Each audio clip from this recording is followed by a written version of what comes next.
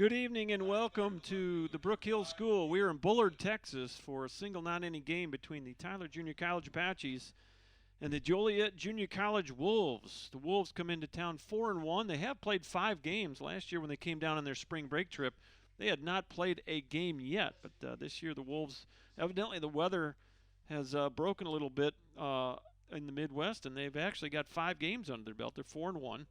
And they are led by first-year head coach Coach Braun. He's a longtime assistant of Wayne King, and we'll talk about that as the broadcast progresses. I did have a chance to talk to Coach Coach Braun a few minutes ago. I also caught up with Coach Ren outside the Apache dugout. Apaches come in 13-5 on the season. They're on a 6-game winning streak, and they have wrapped up about 3 weeks on the road, and now they have almost 3 weeks at home. Of course, this isn't a true home game. We're about 20 minutes from the campus of TJC and Mike Carter Field. But because of a tournament going on at Mike Carter Field this weekend, we are moved out to the outskirts of Tyler in Bullard, Texas. We're on the campus of the Brook Hill School, a beautiful facility that just was renovated with the artificial turf. And so we're at the Brook Hill School for a single non-inning game tonight. Tomorrow we'll be at Mike Carter Field for a doubleheader starting at 4 p.m. Central Time. So hope you can join us tomorrow as well. We'll be on about 3:45 with both coaches' reactions to tonight's ball game. So let's hear from the two coaches. Coach Braun in his first year as head coach of the Wolves. Let's hear what Coach Braun had to say a few minutes ago down in the Wolf dugout. All right, we're outside the Wolf dugout, and first-year head coach Coach Braun. That sounds great, doesn't it? It is. It's an honor. It's nice, but after 12 years, under Wayne's tutelage and stuff, it's exciting to be here with, my club this year. So. Well, and Doug's been in that same role about 11 years ago when I stepped back, and I know if I know Wayne well enough, he's probably just stepped back and let you do your thing. He really has. I was cutting the outfield grass last Saturday, so he managed to walk in, and he didn't volunteer to get on the track. No, I actually probably it's too cold out. Okay. He would enjoy those days of cutting the outfield, but. So I've touched base with him. He sent me a text to wish us good luck on his trip, and I'm sure he's probably itching a little bit and wishing he was out here. But he's supporting us all the way back home to Chicago. So. Right. I did log in, and I got to watch some of that ceremony you guys did the last ball game last year. Yes. What a great deal you guys did, and what a storied career he had. I know your goal is to not only just get to where he was, but probably, you want to put your own stamp on the program and exceed what they've done in the past, which is not going to be easy. No, it's not. I mean, they're heavy shoes to fill, right. But it's something I'm excited about, and the tradition I think that we've Wayne established, and we have as Joliet, and to get ourselves back to Tennessee and back to the World Series is always the goal. And from day one, we want to win our region, win our district, and try to get back to that World Series. So. It's exciting. We got a big excitement with the team and with the guys, and just take it game by game now. I'm excited that you got the job, because too many times I think in situations like this, you somehow think there's greener grass, there's better leadership outside the circle, and to have the seamless transition that you guys had was so cool to watch. And I'm really looking forward, Greg, for you to kind of get your thing going and just continue to take Joliet to new heights. So congrats on the job. I appreciate that very much. I mean, it's exciting too, and like we talked about, 12 years and being here and keeping a lot of the same. Hopefully you'll see it today. It's the same Joliet team, and do a lot of the same things that Wayne taught and on the field, and just hope it continues to carry over. Well, relationships with the coaches and recruiting, all these things that are. You've established yourself in that region, and so that's seamless for these guys, these sophomores. It's not that different, right, with you at the helm. So yeah, I think the good, and one thing that I always thank Wayne is he really gave me a lot of responsibilities in my old role too. So, besides really pushing the buttons on the field, the recruiting and things like that, he really just kind of let me run the horse a bit. So it's been. Smooth, yeah. So and it's exciting, and the guys are excited, and I'm excited. So and we just love being back here. That's for sure. Well, it's a little bit warmer. I actually look, Joliet's getting a little mild trend here the next couple of days, so it's not going to be super hot while you're here. But you guys got quite a schedule. 9 games, I think, in 7 days. Yep. And so you got TJC for 3, 1 tonight, 2 tomorrow, and then Angelina, ETBU, Bossier, Brookhaven, and then there's another Southwest Prep yep. in there. A lot of baseball in a short amount of time. How do you manage the pitching for that? I'll let you know on Saturday on the plane ride home. But yeah, the nice thing is which is a rarity. We've gotten 5 games in already this year. Exactly. Last year when we came, first game it was the first time we saw a fly ball. So that's been nice, especially for my freshmen. Like everyone's at least gotten an inning, so we kind of get the cobwebs and the nerves out a little bit. But the pitching, we just gotta keep our fingers crossed. is truthfully the reality. You hope you get a pretty good this. solid starts from those guys. Yeah. And then you just kind of piecemeal the pen, right? That's the hope. I got, since day one in January, we groomed 6 guys, so 6 starters. Okay. So, Jimmy goes tonight, and then he'll go again Wednesday in 4 days. So, I still keep track, I don't want to overdo them. Right. What happens in March doesn't really matter compared to May. This is like spring training for the Wolves, a little bit. A little bit, yeah, it is. It is, though. We come down here, everyone's going to play, everyone's going to see action, so that when time comes and we get back to region play, that's, where we really start kicking it. So, all right, so let's talk a little bit before we wrap it up here about your starter tonight. Who is going to get the ball? Jimmy Paddock. He's a sophomore for us. This is actually first year he's really focused pitcher only. He played third base for us for a little bit, but kind of made the commitment to go just pitcher only. My worry with him is his pitch count gets up, right, and it gets up quickly. So sometimes he struggles with a little control, and we just talked about managing the pitching in a 9-inning game today. So I really hope we can get him at least 5. Okay. And then I got a couple starters they're going to throw Tuesday that might be able to get an inning in, right, and just kind of help us control. You get the live bullpen in those kind of situations down here, so kind of the best of both worlds a little bit. So. Yeah, and 2 of those guys being freshmen, so I wouldn't mind them getting an inning here against Tyler and seeing the good competition and good at bats. So. Like I said, cross the fingers, but we got all the faith. I think Jimmy will do very well tonight. Well, we got a doubleheader tomorrow. I'm going to be broadcasting again, so we'll look forward to talking to you tomorrow about tonight's ball game. And wish you guys the best tonight. Thanks for taking a few minutes to talk to me, Greg. I greatly appreciate it, and I can tell you this, the fans back home appreciate you doing it because I had a lot of text messages asking if you guys are going to go live. So you should have plenty of our fans watching at home tonight. So. Nice. Thanks, Greg. Thank you very much. All right, a big thank you to Greg Braun, the head coach for the Joliet Junior College Wolves. The umpires are making their way towards home plate. And we also had a chance to catch up with Coach Doug Ren. The Apaches almost about 30% through their schedule. They've been on a 3-game road trip and now about 3 weeks at home. And the homestand will actually start here in Bullard, and then tomorrow we'll have a doubleheader at Mike Carter Field. Let's see what Coach Ren had to say down the Apache dugout just a few minutes ago. All right, we're outside the Apache dugout with head coach Doug Ren. And Doug, you're finishing up, you finished up about a 3-week road trip, and now you're about 3 weeks at home. You're about a third of the way through the year, and things are starting to click a little bit. Coming in 6-game winning streak. Talk about your season so far. Yeah, guys are playing well right now. We were a little bummed not having a midweek this week. Right. Just felt like we were playing some good baseball. Just want to keep that rolling. Right. But it's been a good week here. Got an inner squad in and just trying to keep them as much in routine as we can. But we're looking forward to this weekend and being back home. And but it was good. We saw some good things on the road. We played some good baseball. We've been doing some things lately, been pretty consistent just on both sides of the ball. So looking forward to this weekend and just hoping that we can kind of keep some of those things going and build upon what's been a pretty good start since our opening weekend. You get 5 games against Midwestern teams, the first 3 against this Joliet club, and boy, there's a history between the Apaches and Joliet that is kind of fun to think about, and we've always had a really respectful, good relationship with the coaches. I just got a good chat with Coach Braun, and I know Coach King. Both of us have known him over the years. Talk about tonight's game against Joliet and what you expect.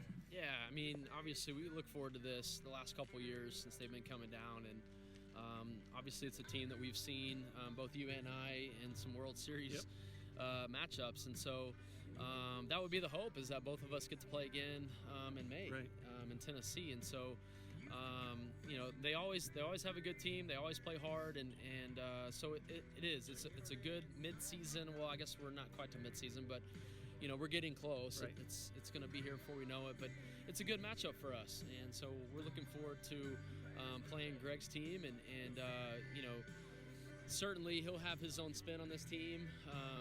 Right. Did such a good job for all those years, so it'll be fun getting to compete against Greg, and this being his first year, and so we're excited to have them down, and expect a good matchup this weekend. Well, I just talked to him. They actually have 5 games under their belt. So funny you talked about mid-season for you guys. Not quite, but they're 5 in, and they played all 5 at home, which is kind of surprising this time of year. 4-1. They're coming off a couple of wins. Let's shift gears just a little bit. Who's going to get the ball tonight in this opening game in a 3-game set? We're gonna switch gears as well. We're gonna give it to a freshman, Gabe Craig, okay. And it's just. This is a point in the season where we can try a few new things, and we wanted to see him in kind of a starting role. And because again, the great thing about our setup is that we do have the ability to kind of finagle through some lineups and got 22 games roles between now and Coastal. So we just obviously we want to make sure that going into Coastal that we have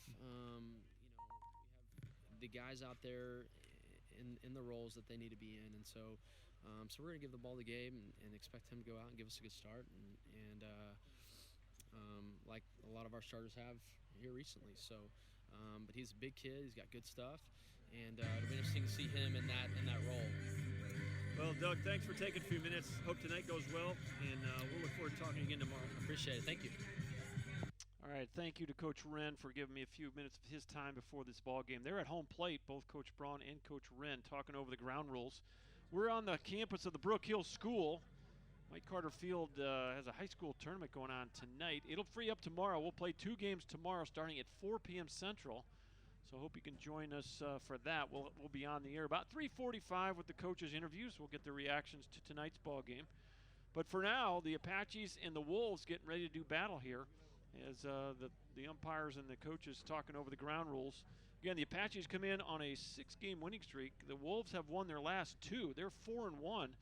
And as long as they've been coming down, I guess, a couple of years now on their spring trip, they play 9 games in the next 7 days. 3 games with TJC, and then Angelina on Monday, ETBU on Tuesday, Bossier on Wednesday, Brookhaven doubleheader on Thursday, and then Southwest Prep on Friday. So a busy week of baseball for these Joliet Wolves, and it all starts tonight here in East Texas against the Tyler Apaches. Let's walk you through the lineups. We'll have an anthem here momentarily, so we may have to pause if they get done with that meeting at home plate. For the visitors, the Joliet Junior College Wolves, they're led by first-year head coach Greg Braun. Here's their lineup. Leading off in center field is A.J. Minucci. Batting second, the second baseman, Noah Maza. Batting third, first baseman Cody Phillips. Batting fourth, the third baseman Zach Stoner. Batting fifth, the catcher Nick Anderson. Batting sixth, the DH Ryan Pollock. Batting seventh, left fielder Gavin Grace. Batting eighth, the right fielder Sam Andrade. And batting ninth for the Wolves, the shortstop Matt Dusky.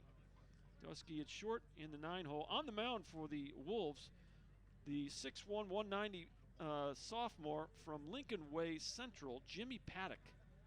Paddock gets the ball on the mound for the Wolves. We're about a couple of moments from the anthem here, so as the teams gather on the baselines, we will pause and honor our country with the playing of the national anthem. The flag is actually behind us here, so I think everyone's going to be turning towards the camera. We now ask that you stand and remove your caps as we honor America with the playing of our national anthem.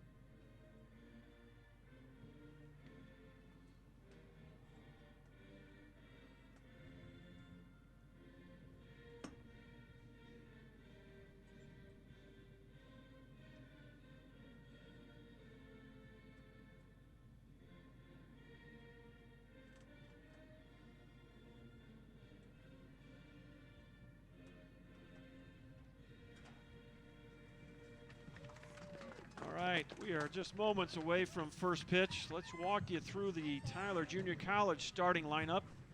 They're led by 11th year head coach Doug Ren. Here's the lineup that Coach Ren has put on his lineup card for this evening. Leading off in center field, it's Jacob Johnson. Batting second is the third baseman, Dalton Davis. Heath Hood out in left field will bat third. First baseman is Robert Hines. He bats cleanup tonight for the Apaches. The catcher is Michael Schrabb. He'll bat fifth. Designated hitter, the big fella, Miguel Vega, in the sixth hole. Batting seventh, Ren Reynolds at second base. Batting eighth, the right fielder, Alec Williams. And batting ninth for the Apaches, shortstop Tyler Linweber. On the mound for the Apaches, the right-handed freshman from Tyler, Texas, 6'5" and 190, Gabe Craig. Craig gets the start for the Apaches, his warm-up toss. And we'll be underway here momentarily. Apaches in their white pinstripes tonight. Black stirrup socks and the black ball caps. The Wolves in their black tops with the gray pants. They got the white batting helmets and the black ball caps. What a beautiful facility out here at Brook Hill. They have renovated this field. Used to be a natural surface, and not unlike Mike Carter this past year. They have taken a natural surface and put artificial turf down. And they redid the dugouts. They redid this press box. And it's a really nice setup to not only watch a game, but broadcast. And also, I was down those dugouts. It's a pretty nice setup down there. They've redone the bullpens, fully turfed those. So really nice setup. It's going to be a little chilly tonight. 56 degrees at game time. We have an east-southeasterly at about 7. And so a little bit of push from right field. Not much, but a little. And 30% humidity. So that temperature is going to continue to drop. We may probably, we'll probably get into the 40s before this one's over with. But it'll be a nice evening to play ball. These players will be fine. The fans might get a little chilly. And thankfully up here in the press box, we got some climate control. At least I think we do. Yeah. It's warm enough now. I don't see any heater up here, so keep the windows closed. All right. Gabe Craig taking his last warm-up tosses. On the year, Gabe Craig, this is his first start. Gabe Craig is 0-0 with a 3.75, 12 innings pitched, 16 strikeouts, just 5 walks. Opposing batters hitting .217 off the freshman from Tyler, Texas, Grace High School, Gabe Craig. His 8th appearance overall, but his first start. And so the throw goes down from Michael Schrabb, and we're ready to play ball here at the Brook Hill School. We're in Bullard, about 20 minutes south of Tyler. Nice crowd here. Really interested to see that the Wolves have traveled well. And there's a number of Joliet fans here. And, of course, the Apaches, all the bleacher seating is right here by the press box, so maybe that's part of it. It's kind of spread out. And Craig with the first pitch of the ball game, and it's in there for strike one. And we're underway at 7:31. Welcome aboard, Dr. John Groth with you. And the Apaches, a 6-game winning streak on the line tonight. The Wolves have won 2 in a row. These two teams will battle tomorrow in a doubleheader. Next pitch fouled straight back off to the right side, and that's gonna be safe. The Avalon is well back behind us. Someone's gonna really have to foul one off to get it there. No balls, 2 strikes. This is A.J. Minucci, the center fielder. Takes a hack at a fastball, fouls it back into the net, and we'll stay at 0-2. Apache softballers swept a doubleheader from Blinn today. And Brecklin Dennis hitting for the cycle in that first game. Won the first one 21-9. Popped out of play, and we'll do it again with an 0-2 count.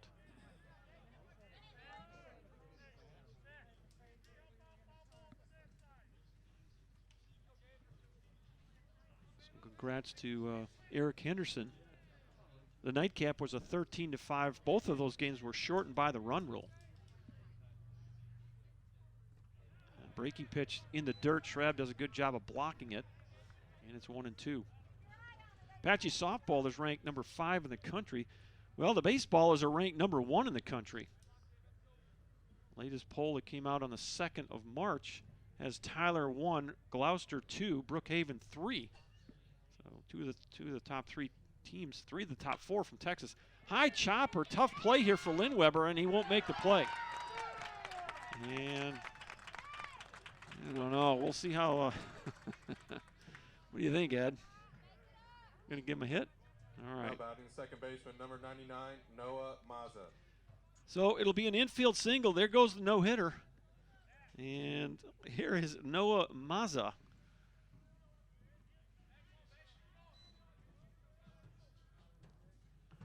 He's got Aaron Judge's number 99. They got a 99. There's a ground ball. This could be 2. Reynolds to Lindweber. And nicely done over there. Flips it over to Hines. It's a 4-6-3 double play. And just like that, the bases are empty with 2 outs. So nice job there by Gabe Craig inducing that ground ball. Kind of got fisted. 14, Maza tried to get the barrel there, but kind of got jammed. And good feed by Reynolds over to Lindweber, and he fired a strike over to Hines. 2 outs, and here's Cody Phillips.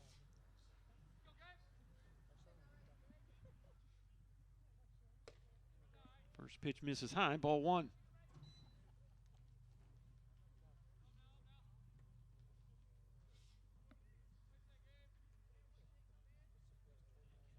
.325 down the lines. That's identical to Mike Carter. .370 straight away. That's in there. Got a nice batter's eye in center field. They got padding all around this wall here.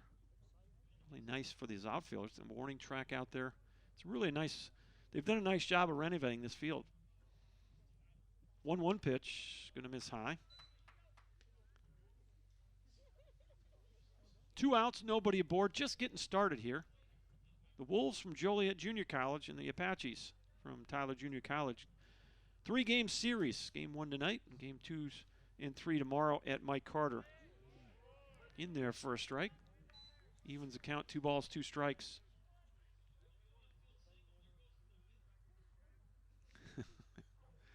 It's working. Craig stepping off. I guess we're giving the signs from the dugout now. He's got the wristband on. So is that a new thing? Swing and a miss, struck him out. So 3 up and 3 down. Not the conventional way, but that's the first strikeout for Gabe Craig. An infield single, double play, and a strikeout. And that'll do it for the Wolves in inning number 1. And we'll head to the bottom half of the first. We're still scoreless. Back in just a minute on ApacheAthletics.com.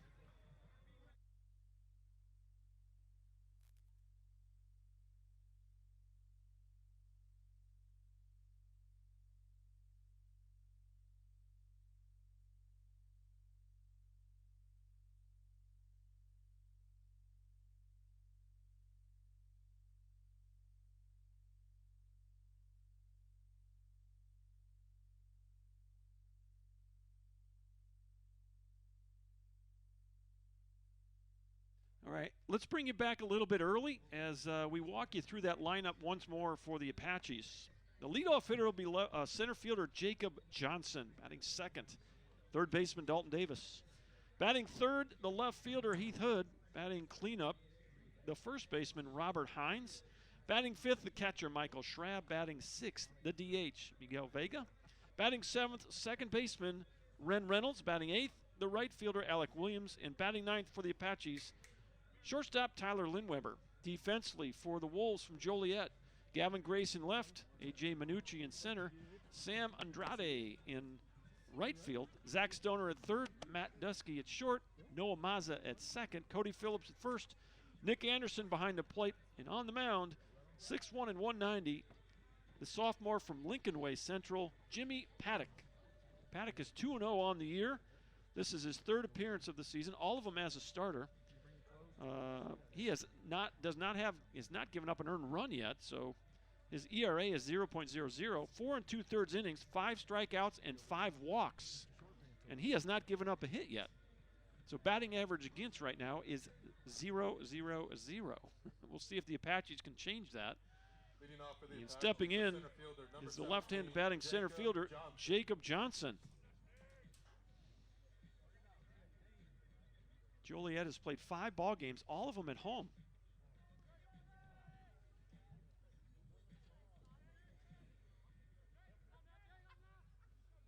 Johnson steps in for the first time tonight. First pitch. In there for a strike, and it's 0-1. You heard Coach Braun talk about Jimmy Paddock. He used to be a third baseman, and this year committed to just pitching. Joliet traditionally has a couple of guys that are two-way players. Fastball misses high. One of the things that Coach Braun will be keeping an eye on here with Paddock is his pitch count.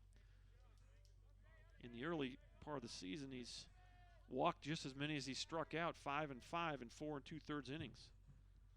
1-1 pitch. Outside corner. 1 ball, 2 strikes.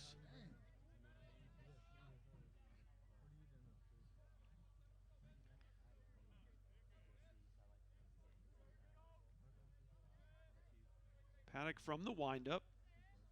The 1-2. Ground ball through the hole. There's his first hit. There's the first hit given up by Jimmy Paddock, and Johnson is aboard. There goes the no-hitter. So 1B9 if you're scoring at the house. Here's Dalton Davis. Step in How you doing? for the first time tonight. How's officer?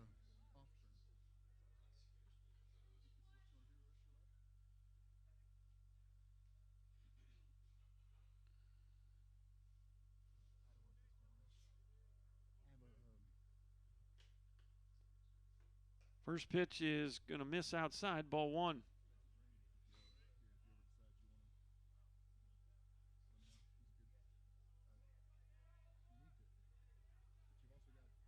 Still scoreless.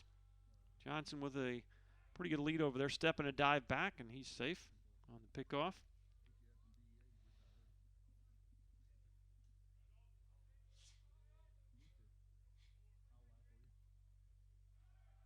There goes the runner, throw down, and they will not get him. Jacobs Johnson steals his 5th base of the year. He's 5 for 7. And the Apaches quickly have a runner in scoring position. A single and a stolen base. 2 balls and no strikes to Dalton Davis.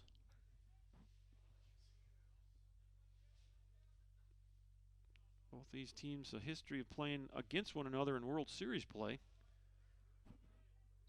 I know we played the Wolves twice in 07, and I know Coach Ren, I don't know how many times, I have to do some research maybe between today and tomorrow, see how many times the Wolves and the Apaches have played each other in the World Series, but it's multiple times. 3-0 pitch in there for a strike. It's 3-1. We played them 3 times the year in 07.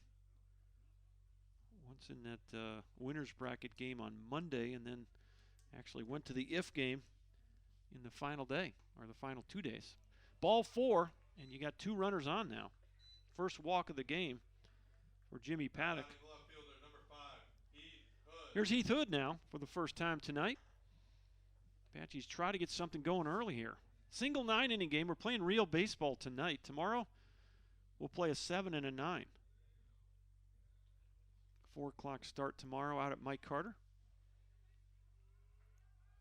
Going from the stretch now, Jimmy Paddock. There go the runners. Ball gets away from the catcher. And Johnson thought about coming home, but changed his mind. And he'll stay over there. So that's a wild pitch. And 2 runners advance. So Johnson to third, Davis to second. A 1-0 count on Heath Hood. Still no one out here in the bottom of the first. The sophomore from Lincoln Way Central from the stretch. This is high. 2-0. This is a little bit of what Coach Braun was concerned about, the command issue. Occasionally, Greg Braun has a few too many walks. And maybe not so many walks as much as just getting deep into the counts. Look out. 3-0. And what that does is it elevates his pitch count. And when you're staring at 9 games in 7 days here, you're trying to get your starting pitchers to go a little bit deeper than a little deeper than they have previously. I don't know how deep they're going to go this early in the season, but there's a strike. And it's 3-1. On the pregame, he said that he was trying to get 5 innings out of Jimmy Paddock. We'll see how that plays out. Right now, this is first inning, and pitch count's already up there a little bit. Big swing and a miss on the changeup. And it's a full count. Heath Hood at the plate. Robert Hines waits on deck.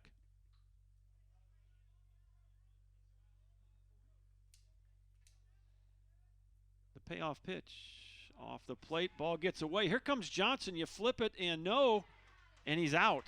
Jacob Johnson tried to get a jump, and what a great play by the catcher. Nick Anderson got that ball, and it just squirted barely off the circle at home plate, and he dove and actually met Johnson before he got to the plate. Umpire was right there, and the first out is recorded at home plate. So that'll go as a walk. Hood gets to first on the second walk of the inning, and Johnson is out on the, I guess, 2 unassisted. That's how you score that. And Davis goes over to third. You got runners in the corners now with 1 away. So it's a caught stealing. I guess technically it's a caught stealing. 2 unassisted on the ball, squirted away just far enough for Johnson to think he could score, and it was a bang play at the plate. So there goes the runner. The throw to second, and not in time. It's another stolen base for the Apaches here in the first inning. That's Heath Hood. And for Heath Hood, stolen base number 7. That's 56 for the Apaches in their first 19 ball games. So setting the pace for the Apaches, Alec Williams has 8 stolen bases. Dalton Davis has 8 as well. Next pitch in there for a strike. It's 0-2. Robert Hines, second and third, an opportunity for the Apaches here to score early. Jacob Johnson was just tagged out on a ball that squirted away on ball 4, and Nick Anderson made a great play on it to get the out. Pop-up, is that going to get out of here? It is, over our heads and out of play. So we'll do it again with an 0-2 count. Well, they're going to keep their corner infielders even with the bags. The middle infielders are playing about halfway, maybe a shade deeper than halfway. Basically conceding that run at third here on a ball up the middle. 0-2. And just off the plate, 1 ball, 2 strikes. The Wolf fans wanted that pitch, and the Apache fans are breathing a sigh of relief. Pretty close pitch right there.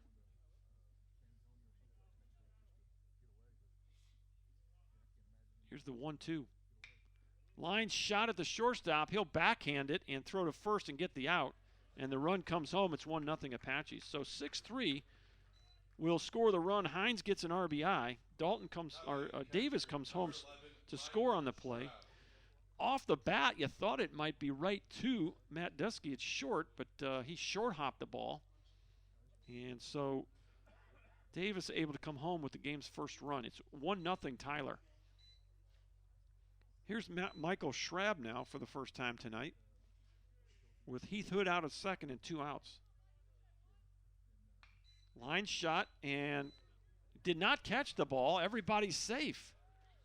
Third baseman Zach Stoner, I thought he caught it, and then it fell out of his glove. So I don't know. Kind of looked like he short hopped that ball. I don't know how we're going to score that. Now batting in DH, number 42, Miguel Vega. I don't know. I'm going to give it an error for the moment. Schrabb's on at first. Hood goes to third. And Vega steps in with an opportunity for the Apaches to score some more runs here in the first inning. It's 1-0 Tyler. Pickoff attempt, and not much of a lead over there by Schrabb. 2 outs. Schrabb on the season, just 1 stolen base. 1 for 1. Not a real threat to steal. Heath Hood over at third base. First pitch. Breaking pitch low. 1 ball, no strikes. Miguel Vega is the 6th batter of the inning for the Apaches.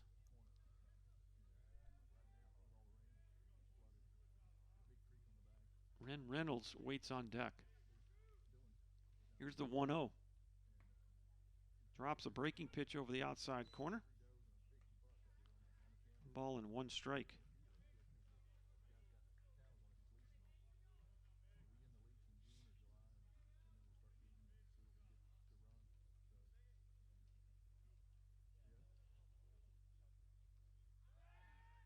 Look out. Almost got away from him. A little snap throw over to first base.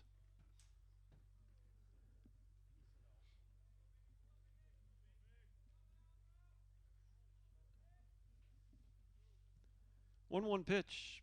That's a fastball that stays high and away. 2 balls and 1 strike.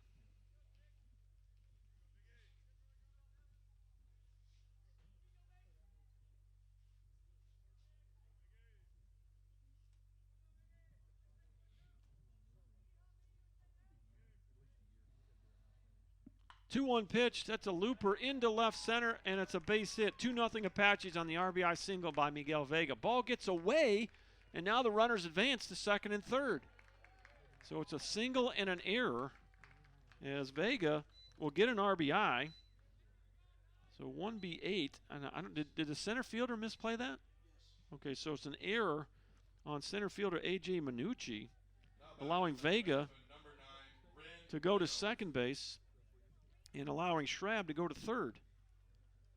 But Vega will get the RBI. So it's 2-0 Apaches. And here's Ren Reynolds, 7th batter of the inning. He's got a chance to really open this up a bit here in the first inning. 2 runners in scoring position. And the other thing it's doing is elevating Paddock's pitch count. 26 pitches now in the first inning. That is not what Coach Braun wanted. 0-1 pitch. Boy, good block there by Anderson. Saved a run.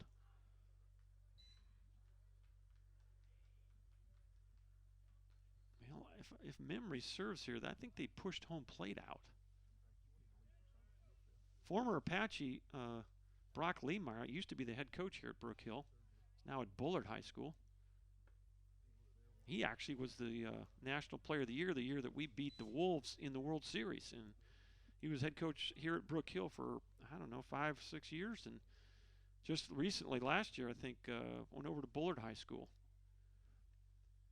2-1 pitch, pop-up, shallow center field, Minucci. And now this is going to be the second baseman.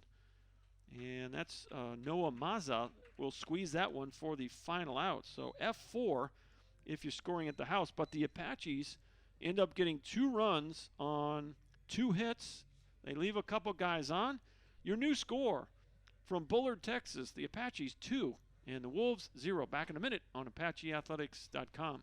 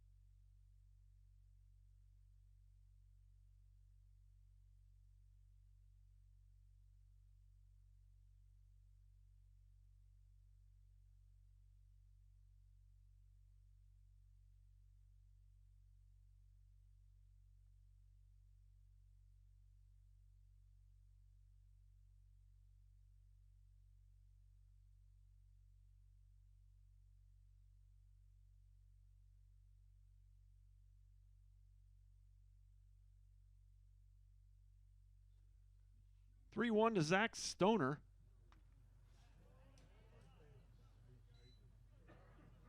And he fouls that one back, and it's 3-2. Sorry about the little technical issue here. Got my cords wound up in that camera and had a little tumble there, so I think we're back on track now. 2-0 Apaches, top of the second inning. 4, 5, and 6 for Joliet. Breaking pitch, froze him. Nothing to do but watch that go over the plate. Stoner is strikeout victim number 2. And that'll bring up Nick Anderson, the catcher. Now batting the catcher, number 8, Nick Anderson. Yeah, that's money.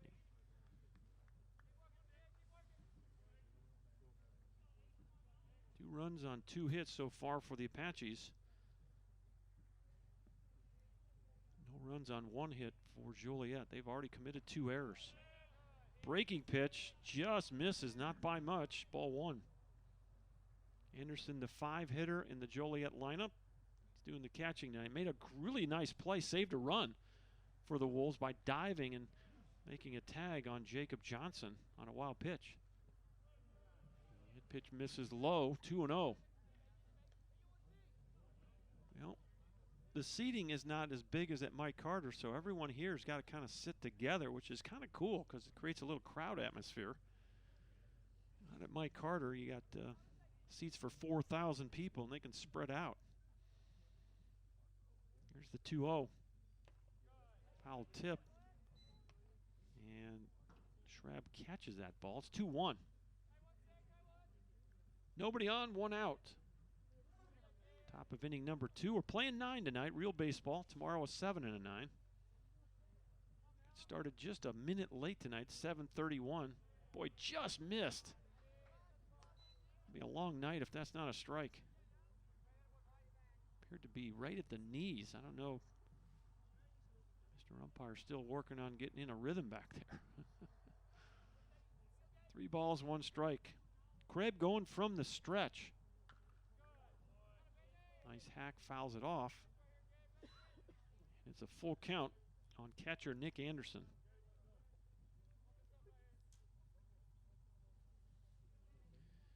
And one of the things that's on this campus is the American Freedom Museum right here at the Brook Hill School. I don't know if you've ever heard about that, but pretty cool history museum right here on this campus.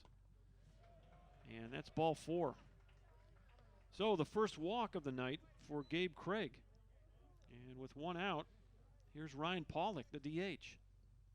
Now batting the DH, number 26, Ryan Pollock. He'll step in from the left side. So is this the first game that we're going to the wristbands? You guys use the wristbands up in Murray. Yes, what? It's the first game? Up in Murray you used them? Okay. First pitch is in there, strike 1. So I've seen this before, and actually I saw it out at the softball game today. The pitcher looks into the dugout, gets the sign from the coach in the dugout, checks that wristband, and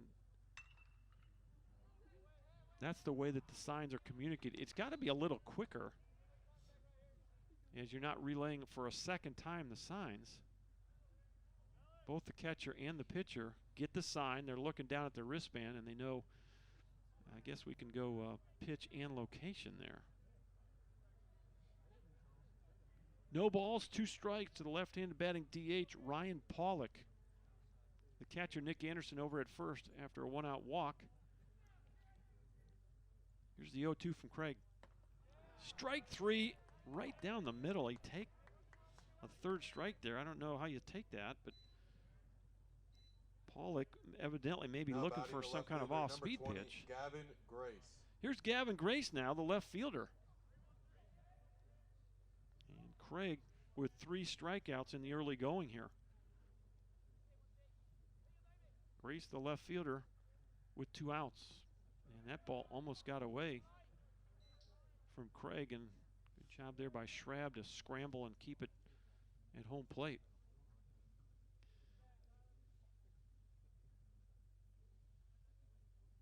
I'll be interested to talk to Coach Rippenthal tomorrow about this, giving the signs from the dugout to both guys.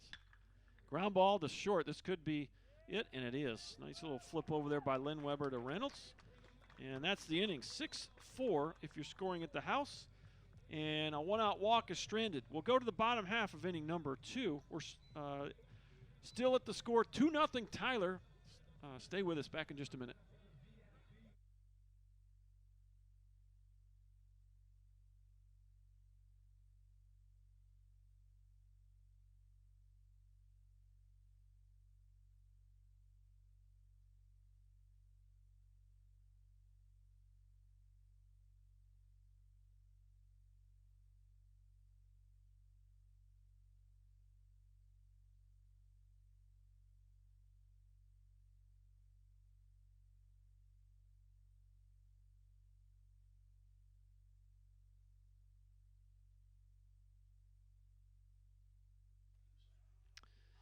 Eight, 9, and 1 for the Apaches. Williams, Lindweber, and Jacob Johnson to bat against the sophomore from Lincoln Way Central, Jimmy Paddock. Paddock threw 29 pitches in the first inning, so he's going to have to start being a little more efficient if he's going to get that 5-inning mark that Coach Braun wanted him to get to tonight. Coach Braun in his 12th year of coaching here for Joliet, but his first year as head coach. He's a longtime assistant of veteran Coach Wayne King. Our best wishes to Coach King. Hopefully he's watching tonight. And enjoying retirement. Here's Alec Williams, the right fielder, for the first time this evening. Alec Williams. Williams steps in from that left side, batting in the 8th position for the Apaches. Apaches ranked number 1 in the country. Walk you through the top 10 here in a minute. First pitch is going to miss, ball 1. We mentioned a minute ago, Tyler 1, Gloucester 2, Brookhaven 3, Richland 4. So 3 of the top 4 are from Texas. Of course, very few of the other teams have even played. Ground ball to second. Mazza up with it, and well, I guess he held on. So Phillips had to almost come off the bag, but he held the bag and the ball. And there's one away. Now batting the shortstop, number 1, Tyler Lindweber. Here's Tyler Lindweber now for the first time tonight, the 9th batter in the Apache lineup.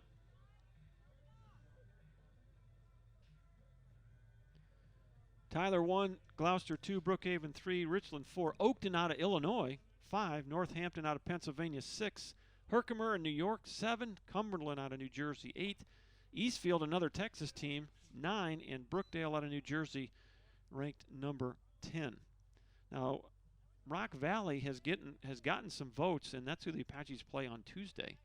Foul ball, and it's 1 ball, 1 strike on Tyler Lindweber, Apache shortstop.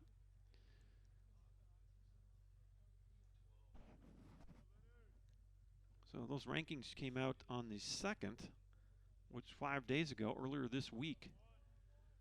Apache's up there at number 1. 1-1 pitch. Line shot into left center. That's a base hit for Lindweber. And with 1 out, that'll roll the lineup back to the top. Now batting the center fielder, Jacob Johnson. 17, Jacob Johnson. Johnson singled to right his first time up. He's 1 for 1 tonight.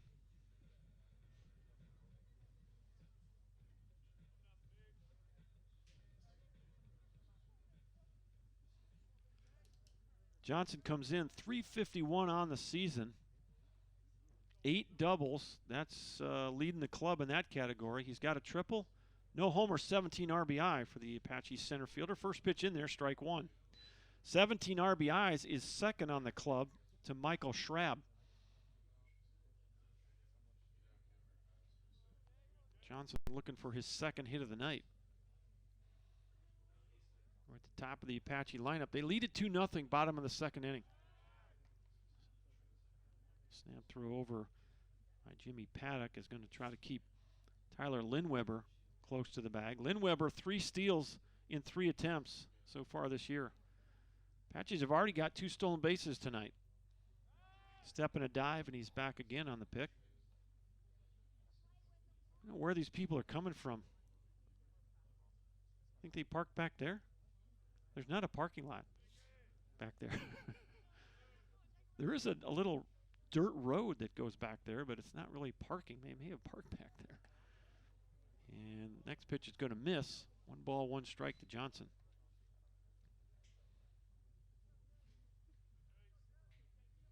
Well, they redid all the netting here. They redid the dugouts.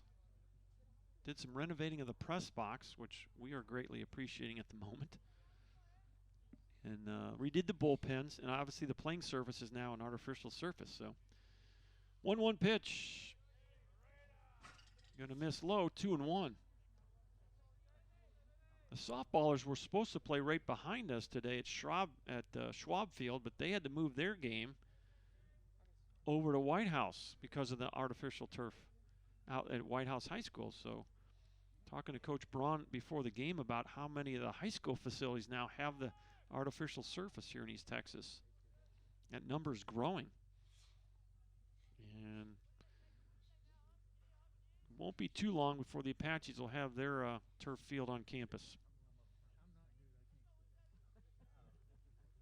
Boy, that was almost a balk. Got to come to a discernible pause. Got away with that one, and it's 3-1. Jimmy Paddock, 29 pitches in the first inning.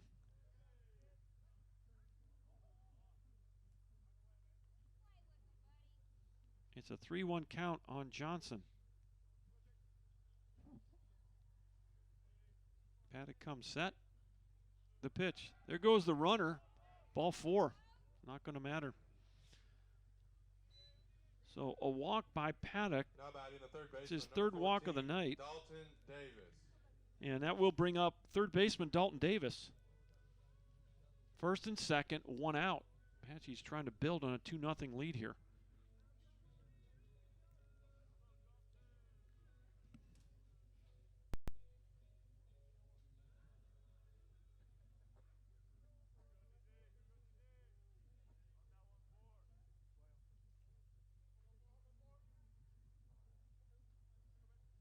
Paddock comes set, and the pitch.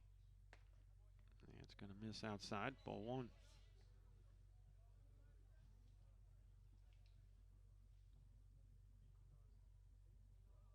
Well, both of the Apache basketball teams have been eliminated from their regional tournaments, but both of them hoping to get a national at-large bid. I think the men have a little better chance than the women, but they both have a pretty good chance of getting to that national tournament as at-large teams.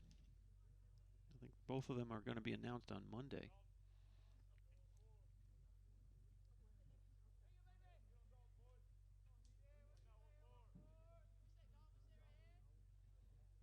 Next pitch drops right over the plate. It's 1 ball, 2 strikes to Dalton Davis.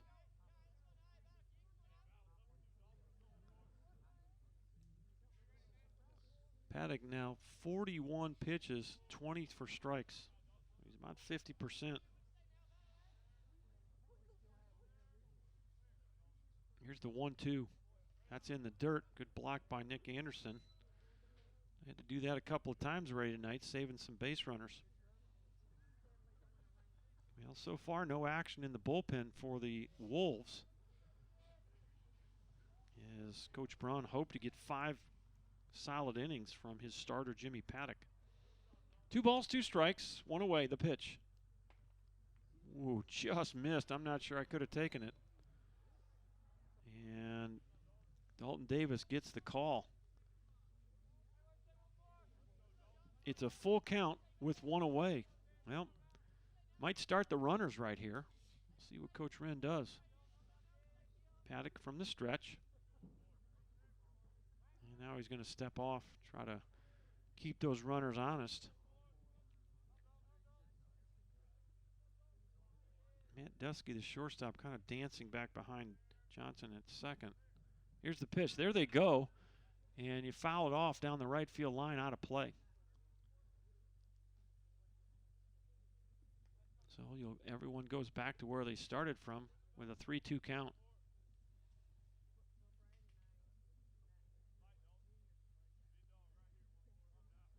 And we'll see if they're off again with this pitch. Tend to think they might be. 3-2, 1 out. The pitch. There they go. Line shot deep to left field. This is trouble. And that is out of here. Or is it? No, it bounced off the wall. One run's home. Here comes the second run. Boy, that ball just disappeared from my sight, and I thought it went over the fence, but it hit before the fence. It's a 2-run double by Dalton Davis, and there's the benefit of starting those runners. Well hit, and it got up quickly. And I thought, my eyes aren't as good as they used to be. I thought it disappeared over the fence, and it hit short of the fence. And the left fielder, Gavin Grace, got it in, but by the time he did, Davis was at second, and both runners came around to score. So it's now 4-0 after the double by Dalton Davis. He'll get 2 RBIs on that. And here's Heath Hood. Foul ball off to the right side. And it's no balls, 1 strike.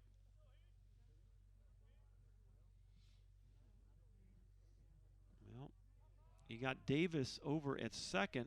He leads the team with 8 steals. You got to believe he's thinking about getting to third here with 1 out. There he goes. And he had that stolen.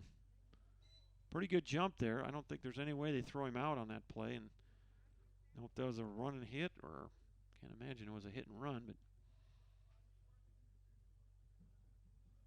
either way, it's a foul ball and an 0-2 count on Heath Hood. And you might stay with that steal here. We'll see. Dusky trying to keep him close. Swing and a miss, struck him out. So that is strikeout number 1 tonight for Jimmy Paddock. And it comes at a big time. So with 2 outs, here's the first baseman, Robert Hines. He had an RBI ground out his first time up. Hit the ball to shortstop. And he ended up driving in Dalton Davis, who had reached third. 2 outs. Davis at second. First pitch misses high. Ball 1. 4-0 Apaches.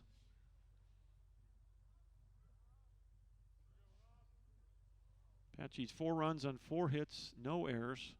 The Wolves no runs, 1 hit, 2 errors.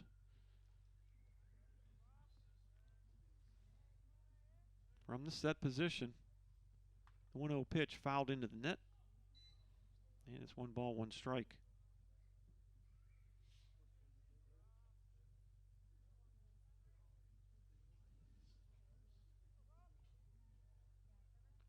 Two runs in the first inning for the Apaches. They've matched that with 2 more here in the second inning. Dalton Davis driving a ball just shy of the 325 sound in left field. Boy, nice swing on that one. Hines just misses the breaking pitch. 1-2.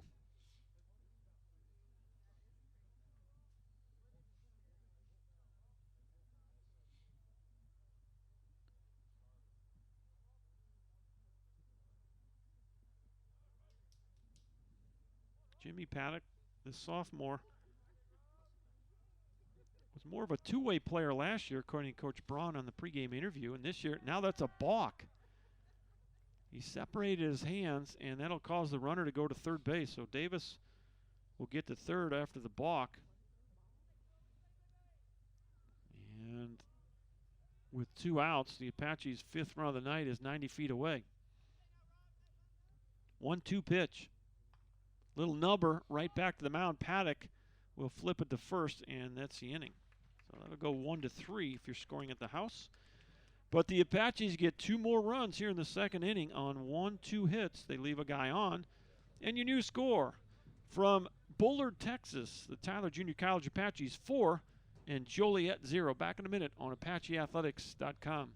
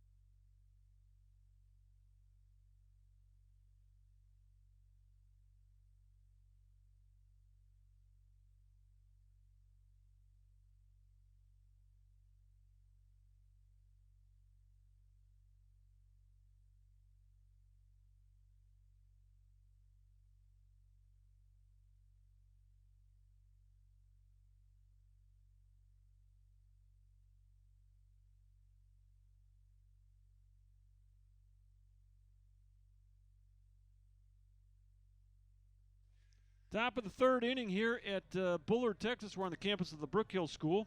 Dr. John Groth with you. 8-9-1 for the Wolves. It'll be Sam Andrade, Matt Dusky, and A.J. Minucci to bat for the Wolves. They're 4-1 on the year. And they find themselves trailing the Apaches by a score of 4-0. Sam Andrade. He'll step in for the first time. Andrade, the right fielder for the Wolves. Gabe Craig going to go from the stretch here, the freshman from Tyler. Ball's well hit, deep left center. Going back is Johnson, and now it's going to be the left fielder calling him off. Heath Hood makes the play, and there's one out.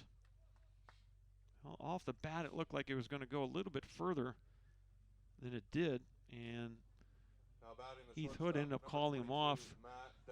We have just a easy breeze, east southeasterly at 7, and that's going to be in from right just a little bit. So with one out, here's Matt Dusky, the center fielder, or I'm sorry, the shortstop. First pitch is going to miss, ball 1. Just making their way through the lineup for the first time for the Wolves. Apaches have scored 2 runs in the first 2 innings. They lead it 4-0. Gabe Craig likes to go from the stretch. The 1-0 pitch. That's going to miss low. Gets away from Michael Schrabb. Back to the net here. Aaron Judge went over and picked that ball up. Wolves got a number 99. 2-0 pitch. Called a strike. It's 2-1. Got the purple undershirts. The Wolves' colors are kind of purple and white. They have the black obviously mixed in with the gray, but they traditionally are purple and white school colors. 3 balls and a strike now to shortstop Matt Dusky.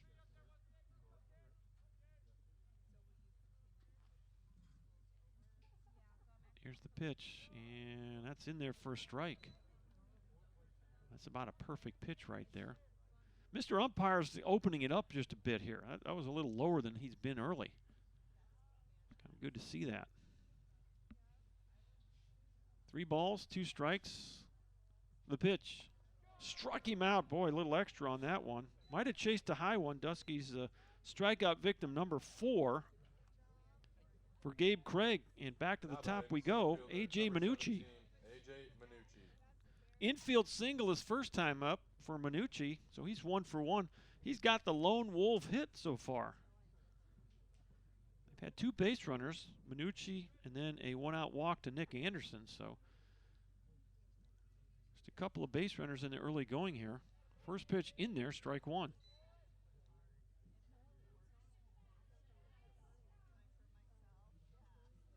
And we talked about a moment ago, but the Wolves are going to play 9 games in a 7-day stretch here in their Texas swing.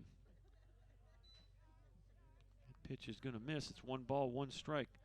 They'll play a 3-game series with the Apaches, 1 tonight, 2 tomorrow at Mike Carter, 1 on Monday against Angelina, 1 on Tuesday against ETBU, a game on Wednesday against Bossier, which is over in the Shreveport area. Next pitch fouled off to the right side. It's 1-2. 2 games on Thursday, 1 against Brookhaven, 1 against Southwest Prep, and then 1 on Friday against Southwest Prep. So total of 9 games in 7 days. That's a lot of baseball for a team that's just got 5 under their belt.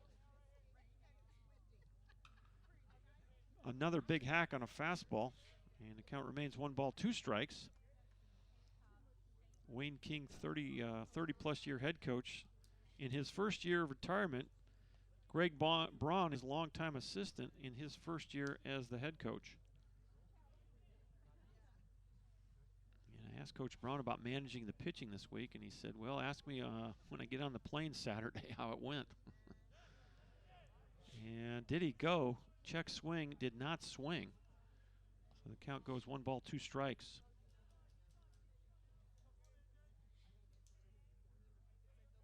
Well, as you might expect, I thought he said that Paddock was going to start today and then again on Wednesday.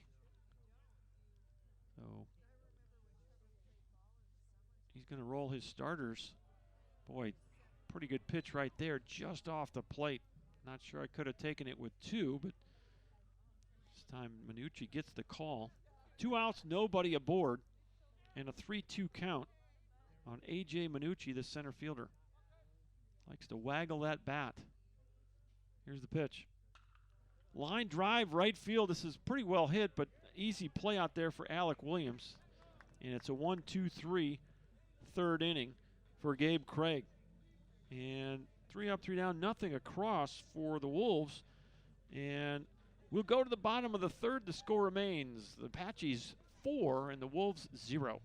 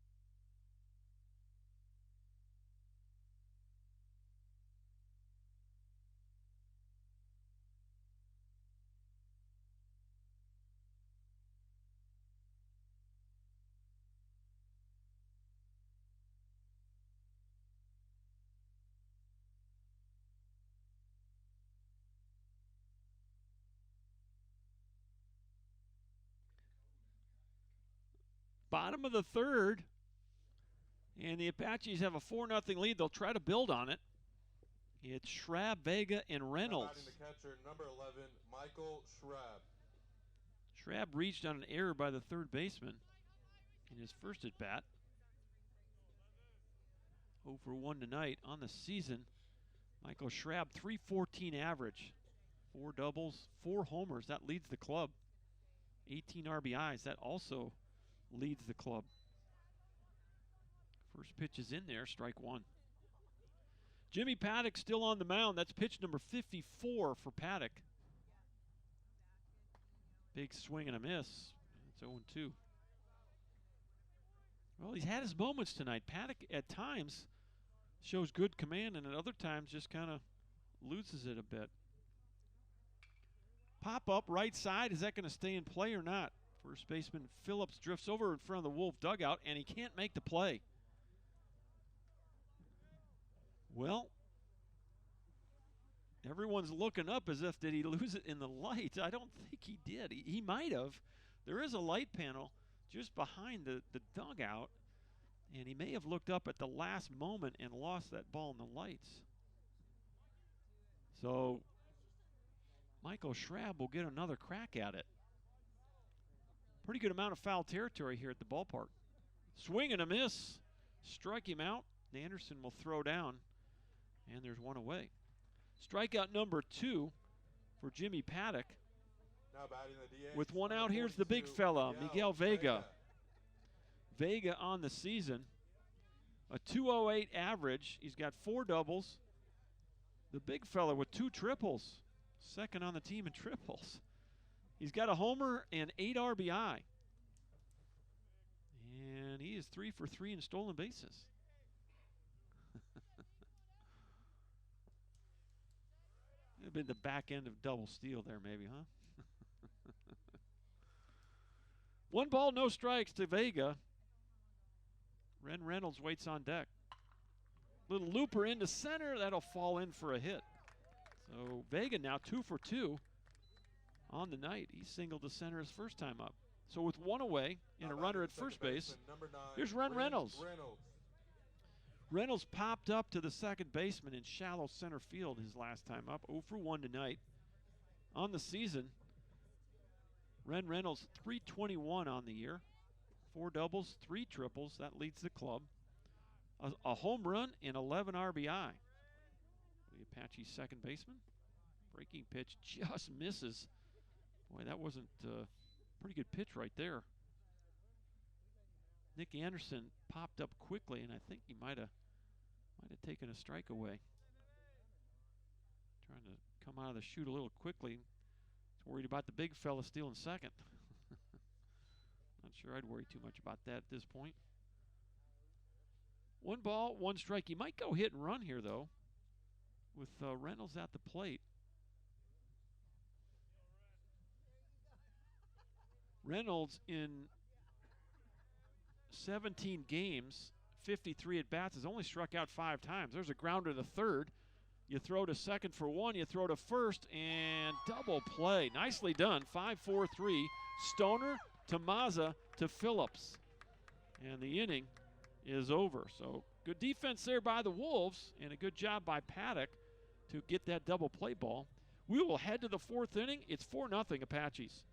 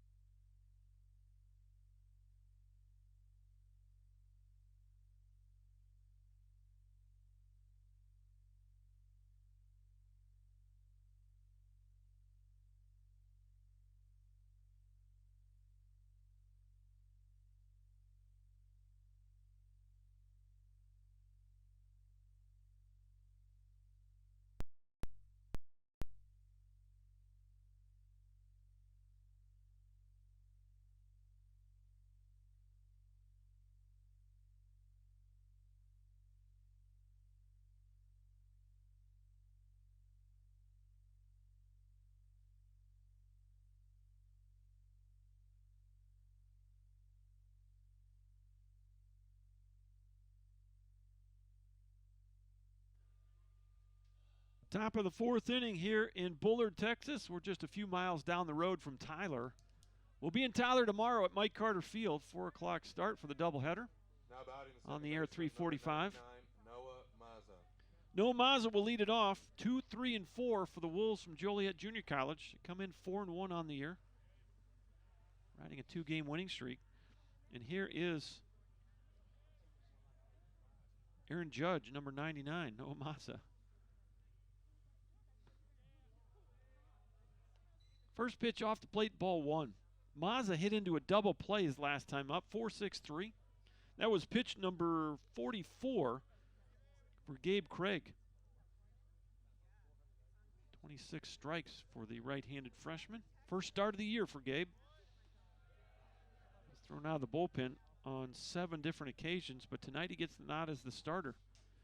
Just missed. It's 2-0.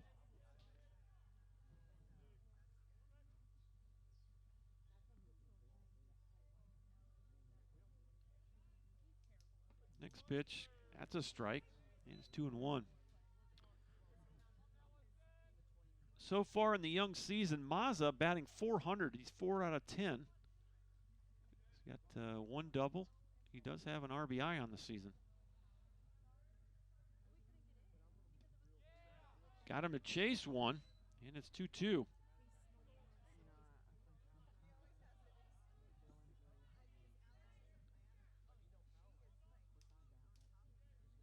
Apache's 4-5-0. The Wolves 0-1-2. Line shot foul into the net. Boy, these nets, they are way up there. And I guess the good news is that it keeps a lot of foul balls inside the ballpark for these players. Don't have to chase quite as many of them. That's my favorite duty as a coach, to say, hey, who's on foul balls right now? Never-ending task. That ball's out of here. That's headed toward the Avalon. Don't think it's going to get there, though. I tried to park out of harm's way tonight.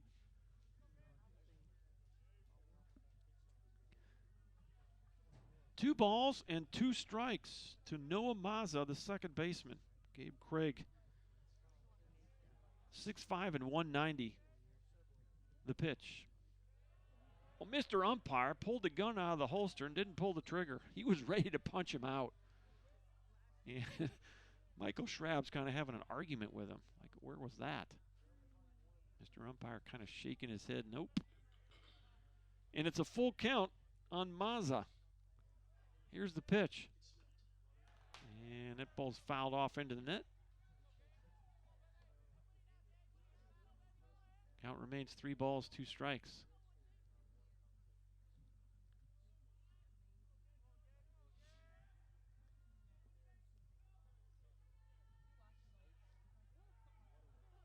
Craig from the set, the pitch. Another foul ball. And that's out of play. Off to the right side. Was that Noah Piles run those balls in? He's pretty tall. 6'8". I don't care who he hands the balls to when he runs out there. He's going to make him look small. 3 balls, 2 strikes. Nobody out. The pitch. Boy, another foul ball. Pesky at bat here for Noah Mazza. That's the 10th pitch of the at bat. You talk about pitch counts elevating now, and Mazza's doing his best to get Gabe Craig's pitch count up. The Apaches will have a couple of off days before they play again on Tuesday against Rock Valley. Little looper up the middle, and Lindweber catches it on a hop, throws to first, and he threw it away. And scampering back is Mazza, just getting there safely, so it's an E6. Mazza, that ball was up the middle. Good throw would have had him, and it looked like Lindweber off the bat and out, a slow walk out to the mound after that, 11 or 12 pitch at bat? 11 pitch at bat. And Coach Rupenthal just going to go out and have a little chat. He likes to do this after a pitcher has battled a bit and maybe after an error and try to just get that pitcher back in the mindset of throwing ground balls and filling up the zone. Mr. Umpire is going to go out and break up the rock pile here. So runner at first with 1 away. Well, there's no outs, is there? Yeah, that was the leadoff batter. So here's Cody Phillips for the second time. He struck out back in the first inning. He's 0 for 1. Cody Phillips is a .400 batter on the year. He's 4 out of 10. He does have a double and 5 RBI, and that leads the team. So Phillips, the 3-hole, is leading their team in RBIs with 5. Big swing and a miss, and it's 0-1. Again, the Wolves with just 5 games under their belt. And the most at bat any one hitter has is 11. Stoner's got 11, and so does Brock Bolzer, who's not in the lineup tonight. Got a number of Wolves with 10 at bats. But they're just getting started. And that pitch gets away and retrieved quickly. You throw to second, but not in time. So wild pitch. Michael Schrab got on that ball pretty quick, and he rifled it down to second base, but not quick enough. And Mazza is at second after the wild pitch.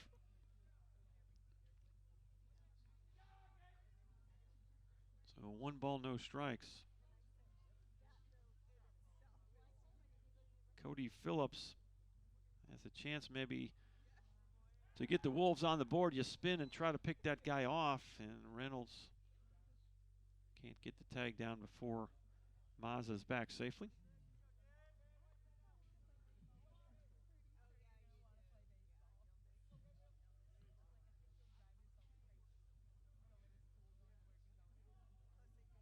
Gabe Craig from the set position. Here's the pitch. Misses high. 2 balls and no strikes.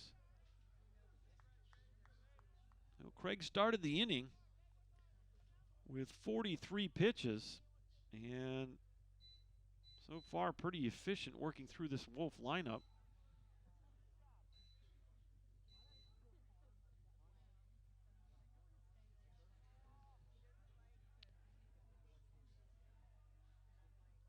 Wolves trying to get into the run column here. Pretty good swing right there.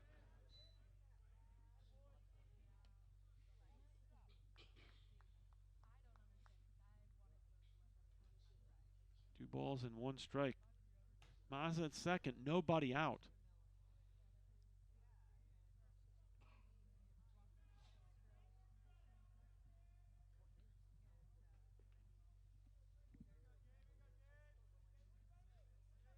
Gabe Craig taking a little longer between pitches now. Here's the pitch.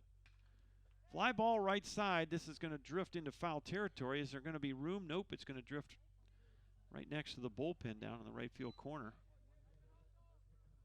And one of the things I like about this ballpark is that while there is some foul territory, both bullpens are out of play, which is kind of nice. A lot of ballparks at the high school and college level will have the bullpens actually in live ball area. And there's fencing between the live ball area and the bullpens here at this ballpark. 2 balls, 2 strikes, the pitch. Off the plate, it's a full count.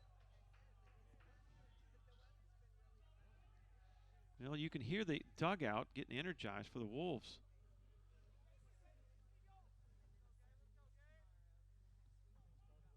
Well, we've dropped down to 52 now here in Bullard, so 4 degrees cooler than when we started.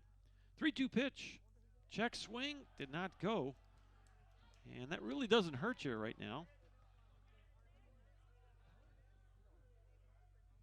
And let's see, that's walk number 2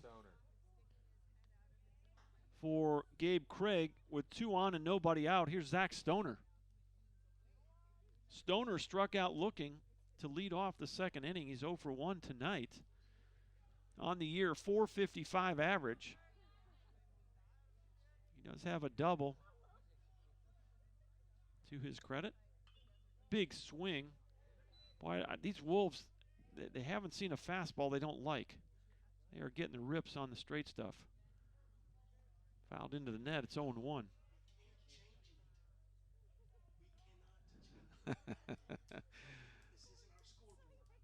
Well, we have a little stressful press box at the moment. There's a 1 on the out column on the scoreboard. Can't figure out how to do that, how to fix it. So the dugout's adamantly motioning up here. There's nobody out. So 4-0 Apaches. 2 on, nobody out. You're in the top of the 4th inning. Gabe Craig with a 1-1 count. The pitch, a bunt, and Craig will field it going to first. And, well, you put the tag on there for the first out of the inning. So a sacrifice moves the runners. And that'll go 1-3 on the sac bunt. And that'll bring up the catcher, Nick Anderson. Anderson on the season, batting .300. He's 3 out of 10. Does have a couple of runs scored. He's got a triple, a homer, and 4 RBI. And that's going to be all for Gabe Craig. We'll let you know who the new pitcher is when we return. So Craig gets his first start, and he goes 3 complete innings. We'll give you the new pitcher when we return. Apaches 4-0.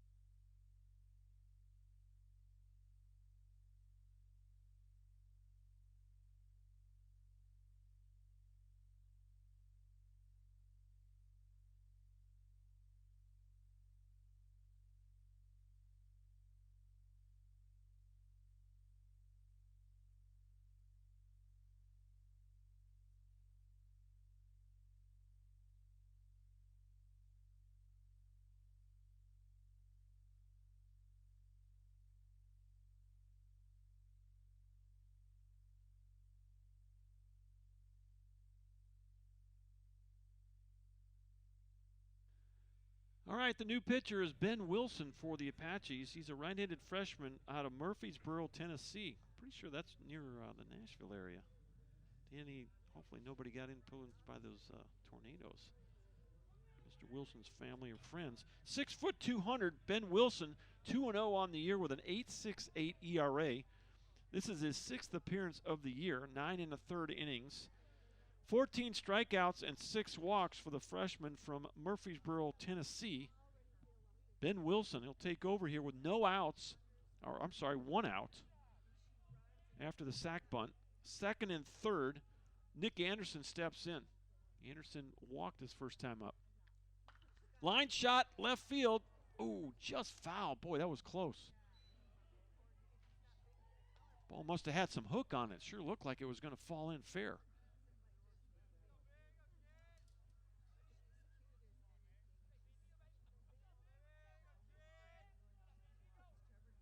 Mentioned a moment ago, Anderson, a 300 hitter on the season, 3 out of 10. Next pitch in there, and it's quickly 0-2.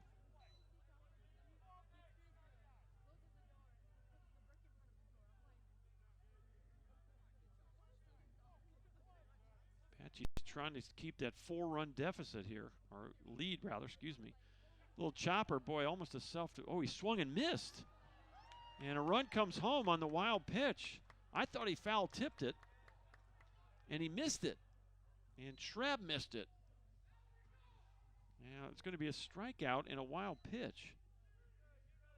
He'll get to first base. A run will come home, and it's 4-1. The DH, number 26, Ryan Pollock. Cody Phillips went to third. Here's Ryan Pollock now. He struck out looking his first time up. First strikeout of the night for Ben Wilson, and that's 5 strikeouts for Tyler pitching. Breaking pitch, misses, ball 1. On the year, Pollock, 182 average. He is 2 for 11, a couple of runs scored, a double, a triple, 3 RBI. And that's a pass ball, gets away from Schrabb, and it's 4-2. Well, he just missed that one. I don't know if he got crossed up or what, but it kind of bounced out of his glove and did not hit the ground before it got to him. So a couple of mistakes here, and the lead is cut in half. Pass ball moves the runners to second and scores the second run of the inning. From the top of the 4th, it's 4-2 Apaches. Fastball misses high. All kinds of energy coming out of that Wolf dugout. A 3-0 count on Ryan Pollock. Gavin Grace waits on deck for Joliet. Next pitch misses high, and it's not close. So that's the first walk for Wilson. And let's see, that's the 3rd walk for Tyler pitching. And with 2 on and 1 out, it's Gavin Grace. Breaking pitch right over the heart of the plate, strike 1.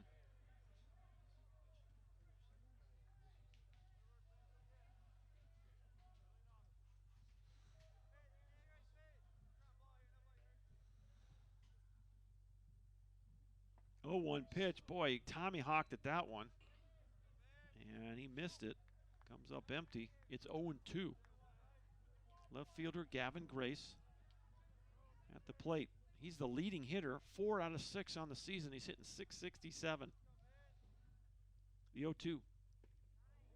Oh, couldn't have taken it. I think he fooled Mr. Umpire. Pretty good pitch right there. Schrabb turning around asking where it was, and Mr. Umpire, I don't know, my body language says he thinks he missed it. 1 ball, 2 strikes. The pitch. Yes, he did. Check swing. They're saying he tipped it. Schrabb held on. It's a strikeout. So strikeout number 6 for Tyler pitching. The second strikeout for Ben Wilson. There's 2 outs. Now batting the right fielder, number 12, and here's Sam Andrade. Flew out to left field his first time up. 0 for 1 tonight. Boy, just missed, and that zone is kind of moving around a little bit. He was calling that pitch an inning ago, and then it's kind of disappearing. I think he's hearing from both dugouts. Kind of shrugging his shoulders. And drops that one in for a strike. It's 1-1. Andrade, a 500 hitter, 5 out of 10 coming into tonight's ball game. Does have a run scored, a double.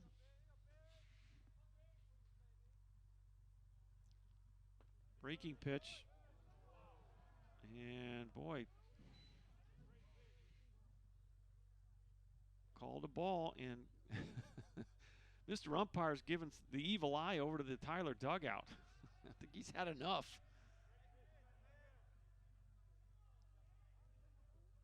Two balls and a strike. Swing and a miss.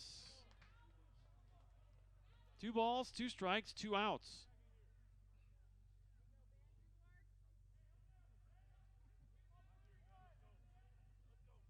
Joliet has cut the lead in half. It's 4-2. The pitch. Yes, he did. Schrabb blocks it. He'll have to fire it down to first, and he does. And there you go. Well, he got 3 strikeouts, did Ben Wilson. And that's 7 on the night for Tyler pitching. He gets out of further trouble. But 2 runs are in for the Wolves, and we got a new score. As we go to the bottom of the 4th, it's now Tyler 4, Joliet 2.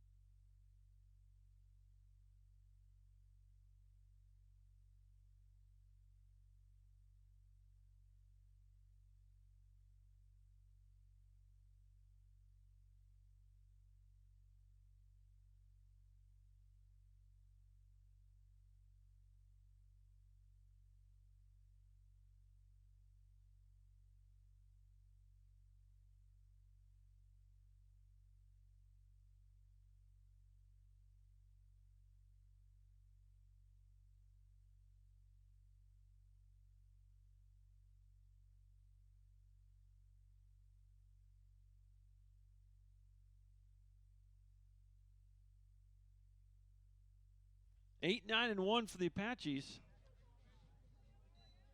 First pitch misses to Alec Williams. He grounded out to second his first time up. 0 for 1 for Williams.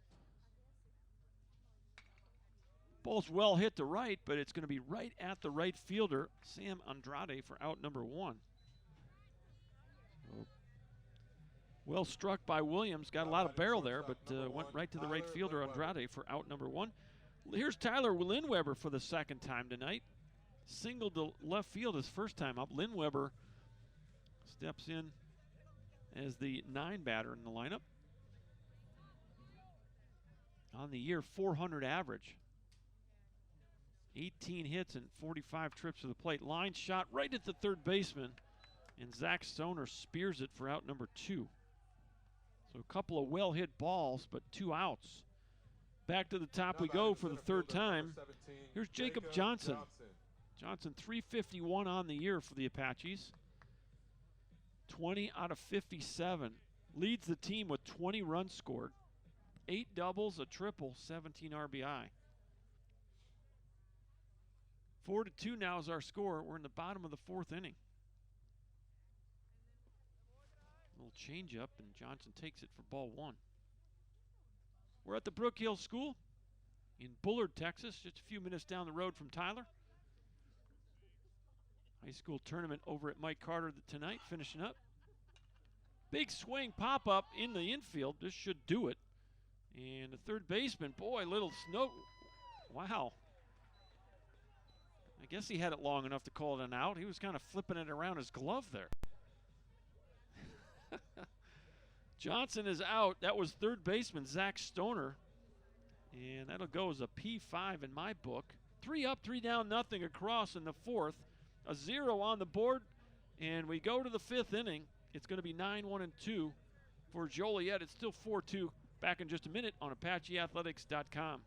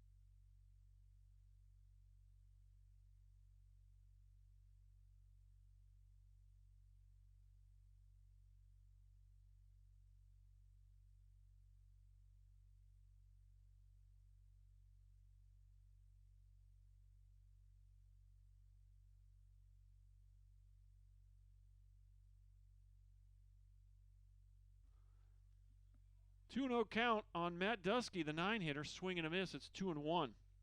Top of the fifth, we're almost halfway home. Apaches 4 and the Wolves 2.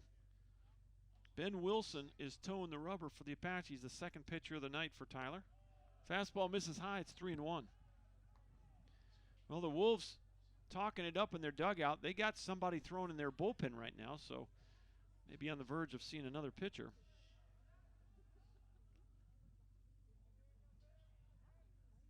Breaking pitch misses low, ball 4. Dusky is aboard with no one out. Second walk for Wilson, the fourth walk of the night for Tyler pitchers. Top of the lineup, A.J. Minucci for the third time tonight. Infield single and a line out to right field. He's 1 for 2.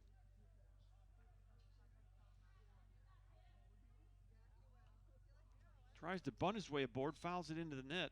Strike 1.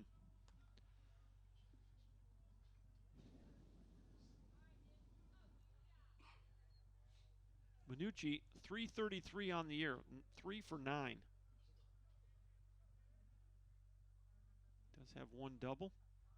He's going to show bunt, and it's called a strike. A snap throw to first, not in time. No balls and 2 strikes to center fielder A.J. Minucci. Well, we saw the Wolves play small ball here, and it was beneficial. They scored 2 runs after the sac bunt. Strike 3 called. Pretty good pitch right there by Ben Wilson. And that's strikeout number 4 for Wilson, 8 on the night for Tyler pitching. Second baseman, number 99, Noah Maza. Here's Noah Maza now for the third time. Grounded into a double play, reached on an error by Tyler Linweber. So he's 0 for 2 tonight. Look out. Did that hit the bat? Throw to second now. The runner gets a late break, and he'll be safe at second base. I guess it didn't go off the bat. It went behind the batter, Maza. Wild pitch will move the runner to second base. Really an odd play there. I thought it maybe glanced off the bat of Maza, but obviously it did not. So it's a 1-0 count, the pitch. A chopper. Tough play for Wilson, he'll throw to first, and they do get the runner. And now you got Robert Hines coming up here limping. I think Mazza might have got his foot.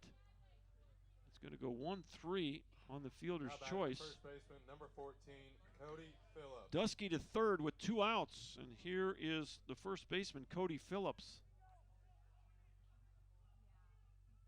4-2 Tyler.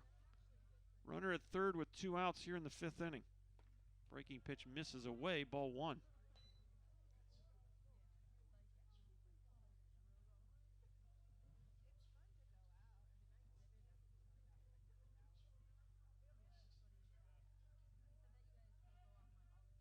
And now Wilson's going to step off.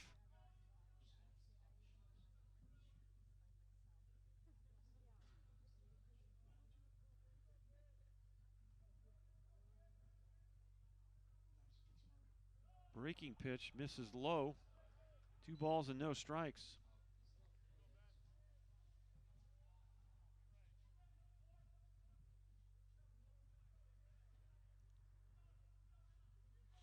Well, I'll be curious to see just what kind of feedback I get from Coach Rippenthal tomorrow on this sign system.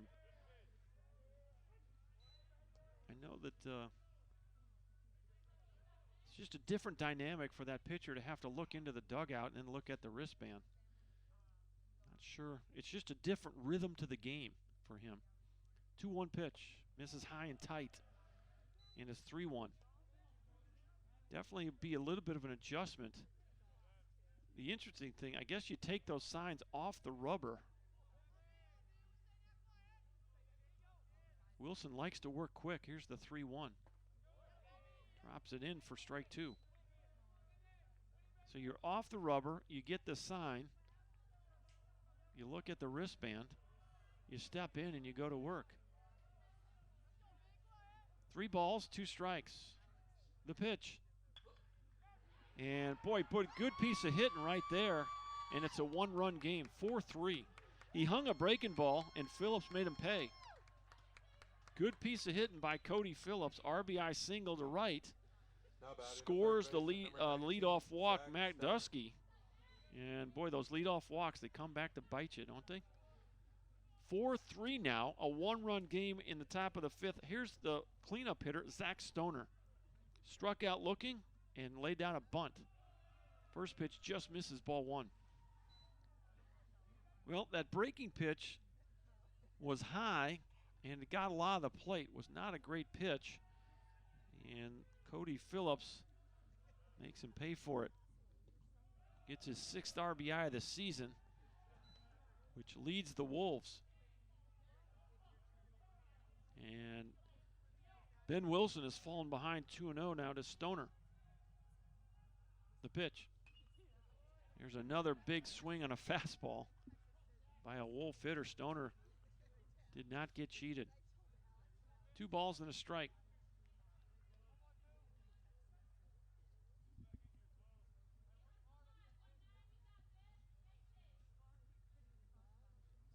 Tyler, 4 runs on 5 hits, 1 error. Joliet, 3 runs on 2 hits, 2 errors.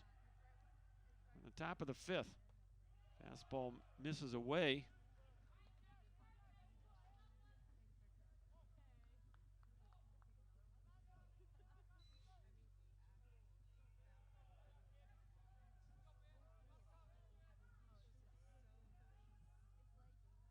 Here's the pitch. Misses high, ball 4. And 3rd walk for Wilson. 5th walk of the night for Tyler pitching. 1st and 2nd, and here comes Coach Rippenthal. You do have some activity in the Apache bullpen. Has he made the move? No move yet. You got someone just getting their arm loose. No one's on the mound yet. So this is just a slow down the inning type of visit for Coach Rippenthal. And Ben Wilson out there. The Wolves have scored 2 in the 4th and now 1 more here to make a 1-run game. It's 4-3. The Apaches scored all their runs in the first 2 innings. 2-run first, a 2-run second. Since then, it's been a couple of zeros. Jimmy Paddock has done a nice job of settling in. He's got 67 pitches through the first 4 innings. does Jimmy Paddock. We're in the top of the 5th here. The Apaches are on their second pitcher. Gabe Craig ended up throwing 63 pitches, 38 for strikes in his first start of the year.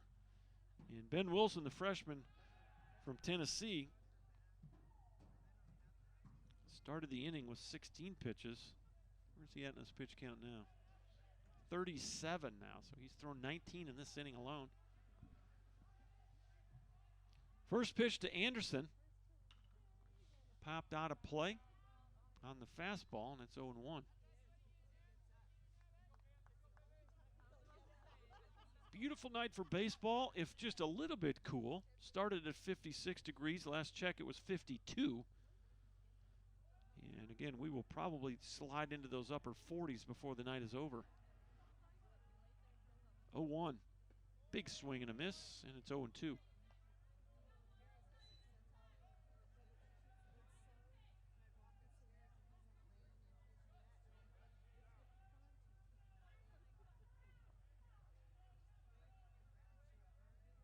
comes the 0-2 pitch. Boy, that's back behind the hitter. Good job by Schrabb to keep that from going to the netting here. 1 ball, 2 strikes, 2 away. 4-3 Apaches, top of the 5th. Here's the pitch. Strike 3 called. And Anderson thought he had a ball. He took it, kind of turned his whole body in on the breaking pitch. And Mr. Umpire pulls the trigger on strike 3. So that's strikeout number 9 for Tyler pitching. 5 strikeouts for Ben Wilson. And we are officially halfway home. Your new score from Bullard, Texas is Tyler 4 and Joliet 3.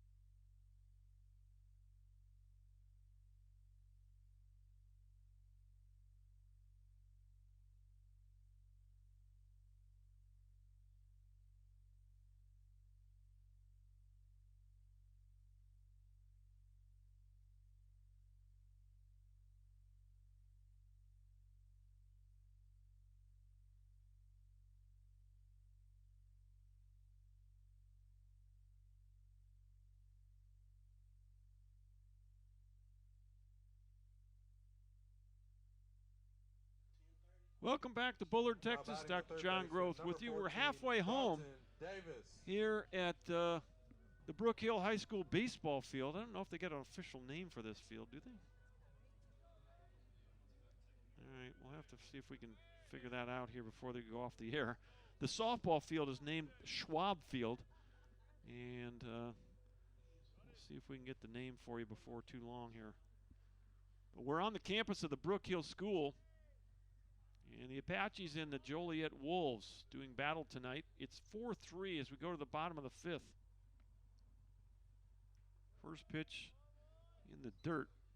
1 ball, no strikes. This is Dalton Davis. Davis is 1 for 1, a 2 RBI double on the left field line. And a walk, so 1 for 1 tonight. Next pitch misses. It's 2-0. Nobody on, nobody out. 2, 3, and 4 for the Apaches. Solid strike right there, 2-1.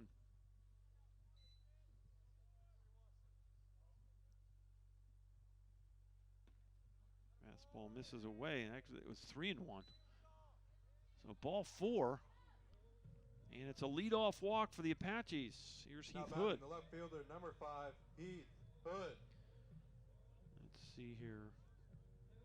Walk number 4 of the night. That's the first walk since the second inning for Paddock. He's settled in nicely, but his pitch count is getting, it's going to be 72. 72 on the night, so got to believe he's getting close.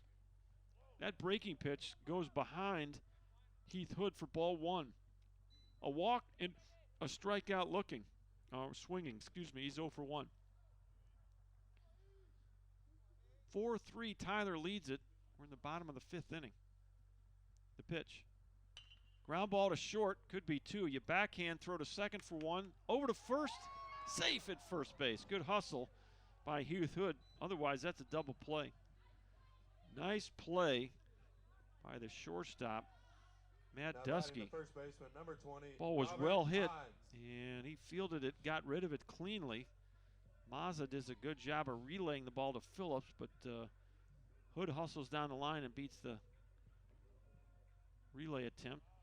So there's 1 out, runner at first base for Robert Hines.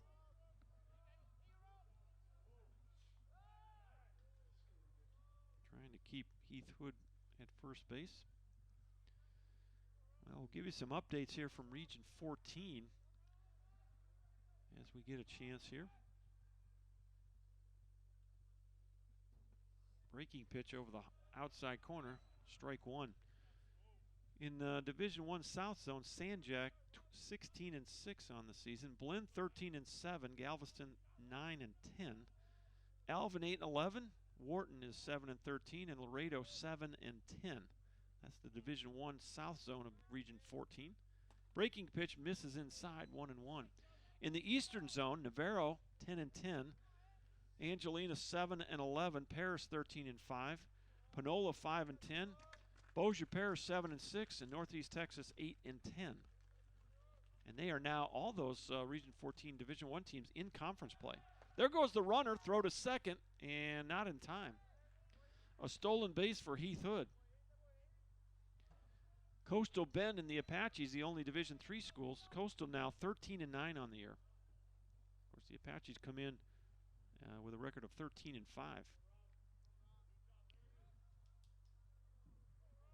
Stolen base number 7, actually 8 for Heath Hood. He leads the club.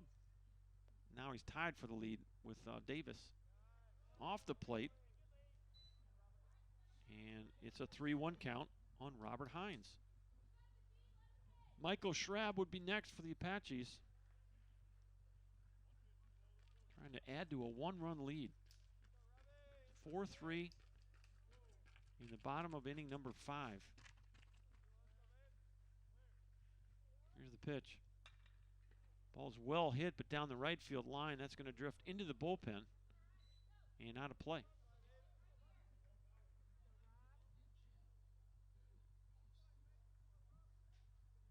Hines is 0 for 2 tonight. Grounded out to short. Got an RBI on that ground out to short. And he grounded back to the pitcher to end the second inning. Hines 345 on the year for the Apaches.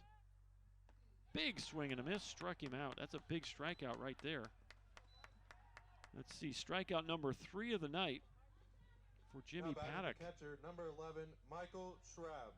And this might be all right here for Paddock if he can get through this inning. Had some activity down in that Wolf bullpen. And you heard Coach Greg Braun hoping that Jimmy Paddock could give him 5 complete, and he's 1 out from doing that. Time called now by Schrab. Schrab's 0 for 2. He reached down an error and struck out swinging.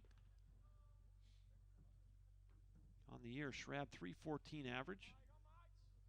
4 doubles, 4 homers. 4 homers leads the club. 18 RBI also leads the club. Just misses inside. 1 ball, no strikes.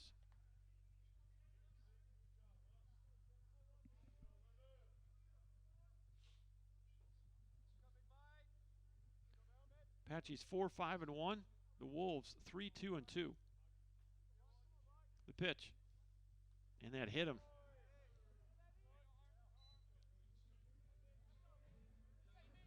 Well, you just wonder. Now batting the DH, number 42, Miguel Vega. Where's he at in the pitch count now? 82 pitches. You got to believe Coach Braun just hoping that Paddock can get through this inning. Here's the big fella, Miguel Vega, 2 for 2, a couple of singles to center field and an RBI. Got a nice evening going. And, well, you can kind of tell he's running out of gas. Jimmy Paddock, 83 pitches now.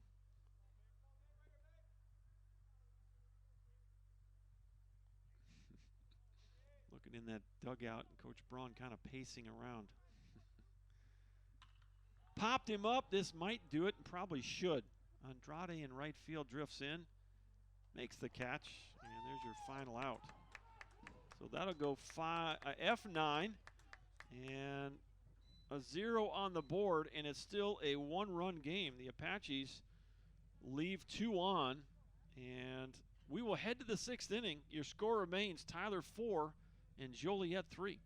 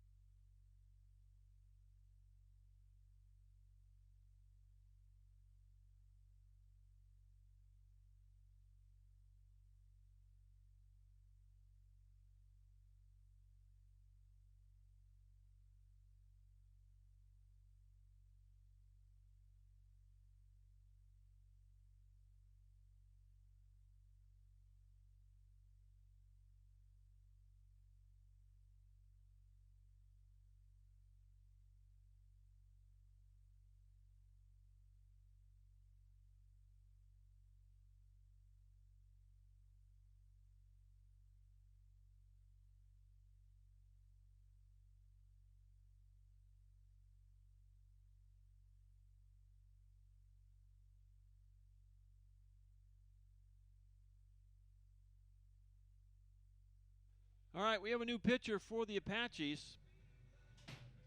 It is right-handed freshman from Melissa, Texas, 6'3" and 220, Adam Davis. Davis takes over for Ben Wilson. Now batting the DH, number 26, Ryan Pollock. Adam Davis, 1-0 with a 5.87 ERA. His 6th appearance of the year, all out of the bullpen. 7 2/3, 8 strikeouts, and 3 walks. Opposing hitters hitting 185 off the freshman from Melissa, Adam Davis. Swing and a miss, strike 1 to Ryan Pollock, the DH. So Ben Wilson throws 41 pitches, 21 for strikes. He came in the 4th inning, worked an inning and 2/3. Ground ball right back to Davis, off his glove. Reynolds picks it up on the big hop and throws it away. An error by Reynolds. And that'll open the door for the Wolves here, a leadoff base runner. Now batting the left fielder, number 20. Here's Gavin Grace. Grace is 0 for 2, struck out swinging and grounded out to short. We'll see if they've been playing the small ball, see if they do it here. You're at the 7 position in the Wolf lineup. Davis from the set. There it is, and he fouls it off.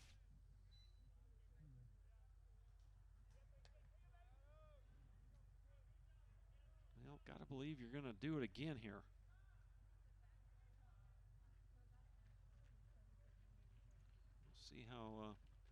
Coach Braun wants to handle it.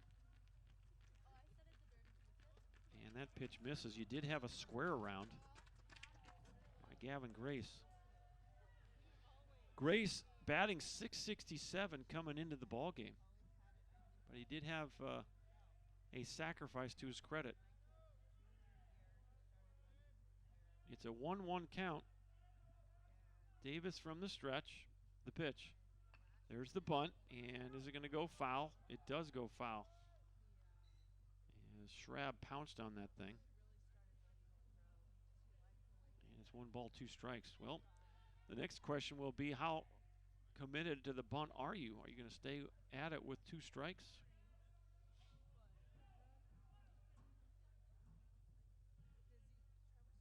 It's a 1-run game. We're in the top of the 6th. We're playing 9 tonight. Real baseball. Adam Davis from the stretch. Here comes the 1-2. Boy, it looked like that backed up on him. Is it me, or did that ball back up? Looked like it had movement. That actually was a backdoor fastball. Kind of looked like. Either way, it's a strikeout. Strikeout number 10 for Tyler pitching. Number 12, Sam Andrade. First strikeout for Adam Davis, and here's Sam Andrade, 0 for 2 tonight, flew out to left and struck out swinging. The pitch. Fouls off a fastball, it's 0-1.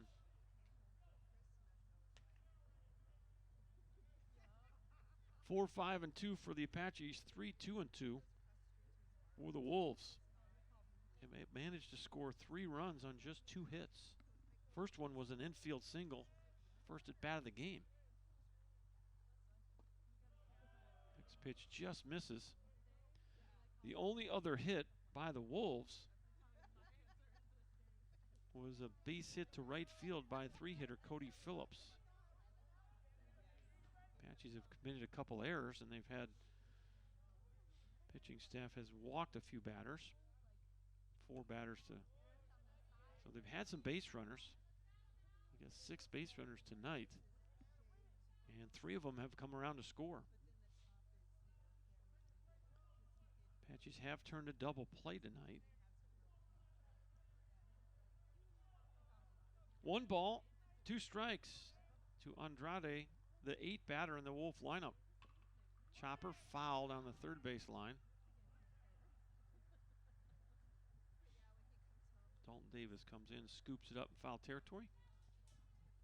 And we'll do it again with a 1-2 count. Doubleheader day at Mike Carter Field tomorrow, 4 o'clock start. Be on the air about 3:45 with coaches' interviews.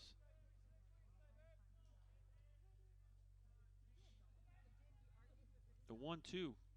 Boy, nice block by Schrab. 2 balls, 2 strikes. Keeps Pollock at first base.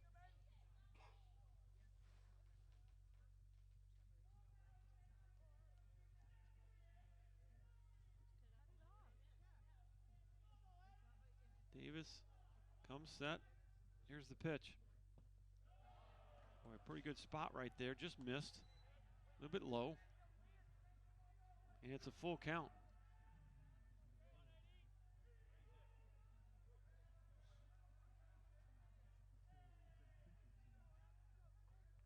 Well, Davis has his sign. Here comes the 3-2. High and tight, ball 4. So you got 2 runners on and only 1 out. That's the first walk for Adam Davis. Matt Dusky. 6 walks on the night for Tyler pitching. And that's 1 per inning. That's not a great ratio for success. Here's the 9-hitter, Matt Dusky, the shortstop. He has struck out and walked. Wild pitch goes to the screen. Runners move up, free bases for the Wolves.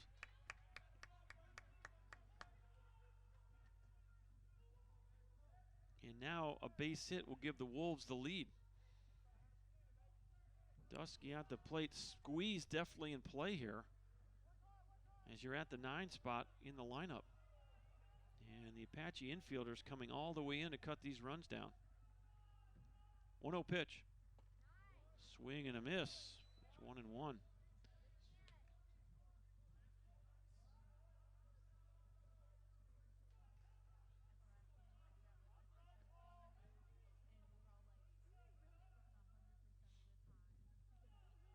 big spot in this ball game. Adam Davis from the stretch, the 1-1. Misses inside. 2 balls and a strike.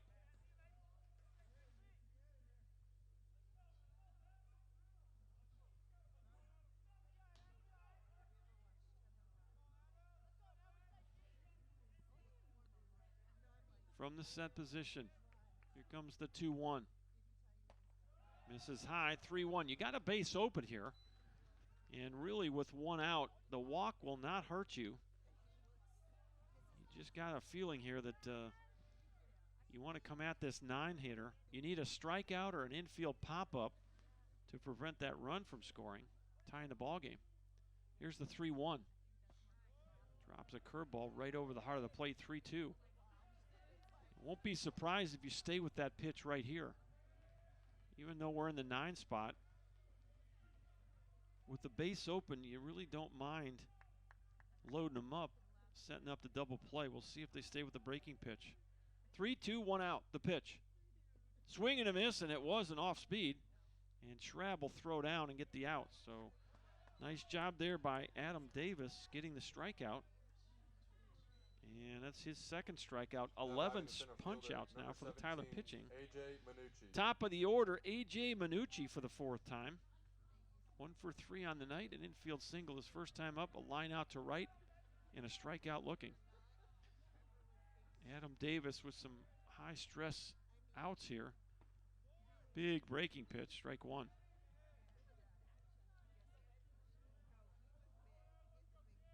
Well, it would be a big lift for the Apaches if Davis can get out of this. And the Joliet Wolves waiting to take the lead here with a base hit. Big swing and a miss. And it's 0-2. Boy, you get the sense that you're probably going to stay with that pitch here. Maybe show the fastball, let her high, and come back with the breaker.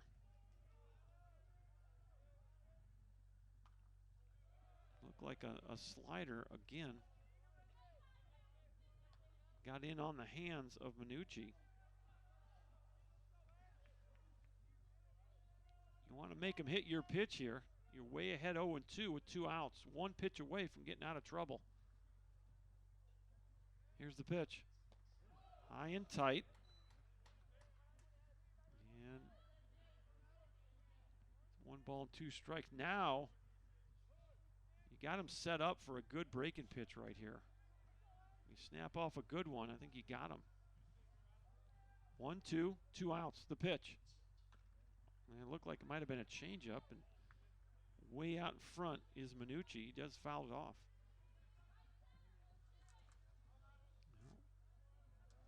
I think he can go to the, if that was a straight change, now you go to the breaking pitch. Still think he'd be way out in front. 1 ball, 2 strikes. The next 1-2 offering. And it hit him. Wow, it looked like, oh, they're going to keep him there. Okay, well, it tipped off his elbow, but the umpire says, no, you're going to stay right here. So the pitch was called a ball. I think we're 2-2. And time called now. And they're going to get together here and see. I don't know what this is because the field umpire is the one that's initiating this. So I don't know if I've ever seen this before where a field umpire comes in and initiates a discussion revolving a hit batter.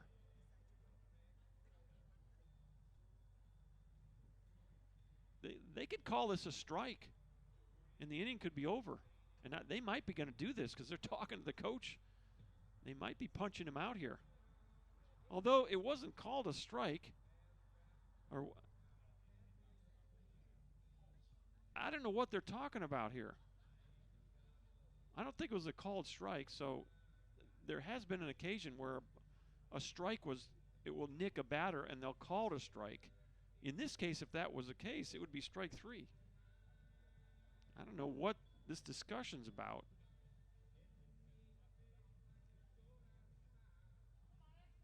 The field umpire is, I think, maybe implying that he leaned into it. It doesn't really matter, I don't think, if it's called a ball. don't know.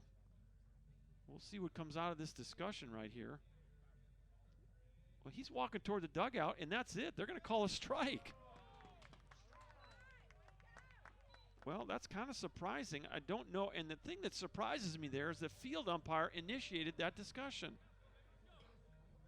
And I would be frustrated if I was Coach Braun as well. And he's home plate umpire's trying to talk him off a cliff here. But the decision has been made, so it's going to go in the books as a strikeout of Minucci. I guess it's a backwards K. 12th strikeout of the night. 3rd strikeout for Adam Davis. He strikes out the side there, and the Apaches dodge a bullet. Score remains 4-3 as we go to the bottom of inning number 6. Back in a minute on ApacheAthletics.com.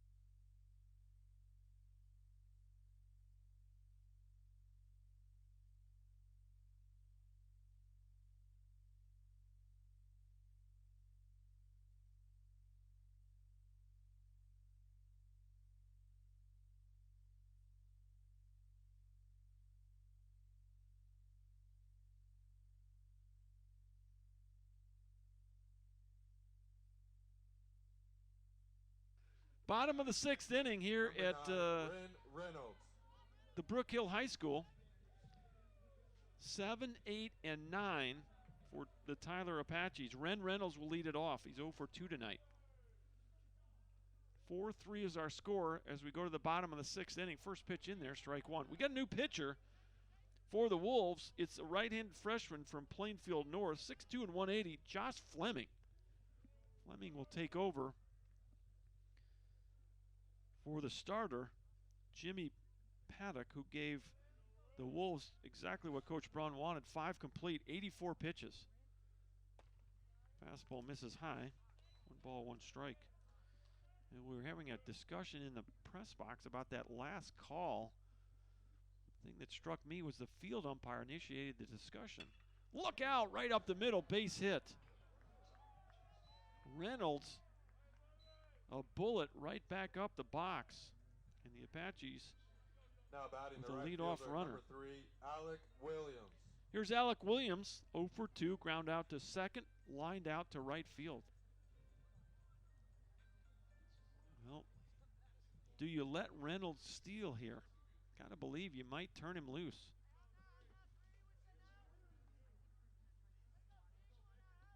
Ren Reynolds on the season, just 1 steal, maybe not. First pitch, ball 1. 1 for 1 in steals. I thought Reynolds might have a few more there.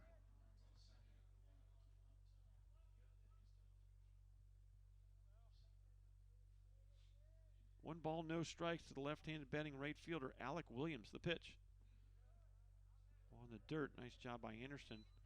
Keep it right there.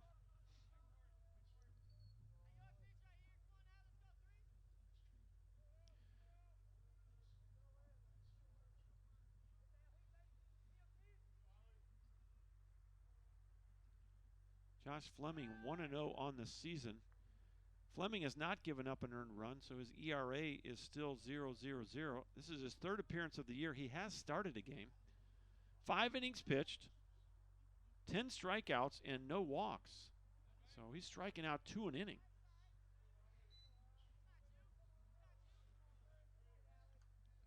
Two balls and 1 strike to Alec Williams. You wonder if big hack right there, and it's 2-2.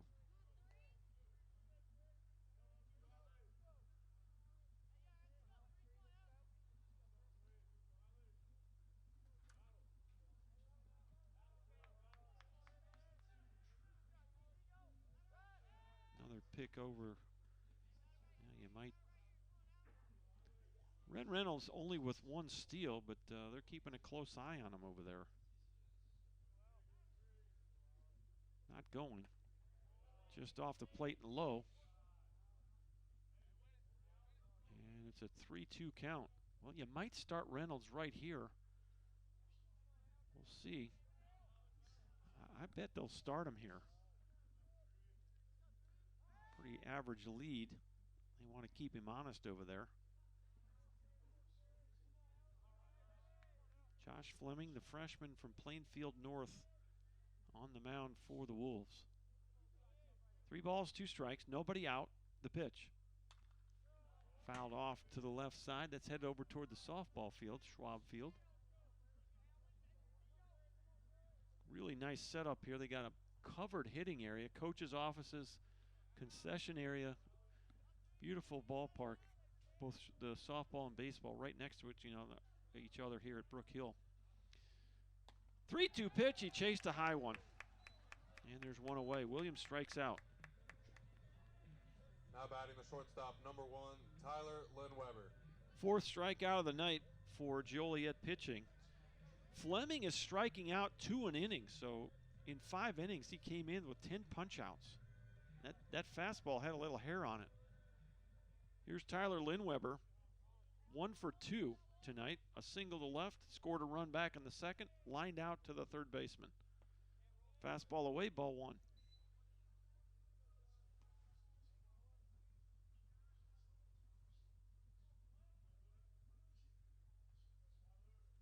Four, 6, and 2 for the Apaches. 3, 2, and 2 for the Wolves from Joliet Junior College. Big swing and a miss. And Linweber even now, 1 ball, 1 strike. We'll play a doubleheader tomorrow, starting at 4 o'clock. Pre-game show at 3:45.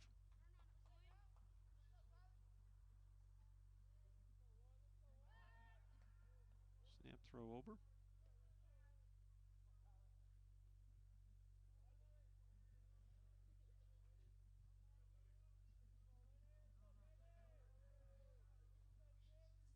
Fleming from the stretch, the pitch. That's in there for a strike. 1 ball, 2 strikes. We're at the 9 spot in the Tyler lineup. Leadoff hitter Jacob Johnson waits on deck.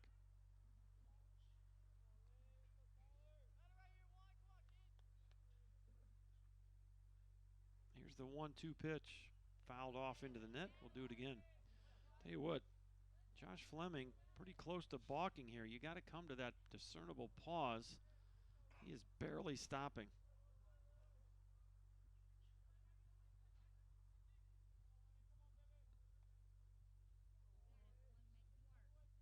Leaning in to get the sign.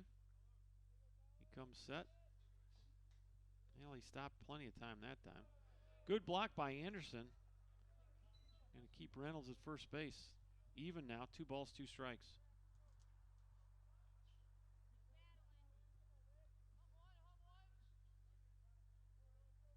Well, you get 1 less hour of sleep tonight, fellas.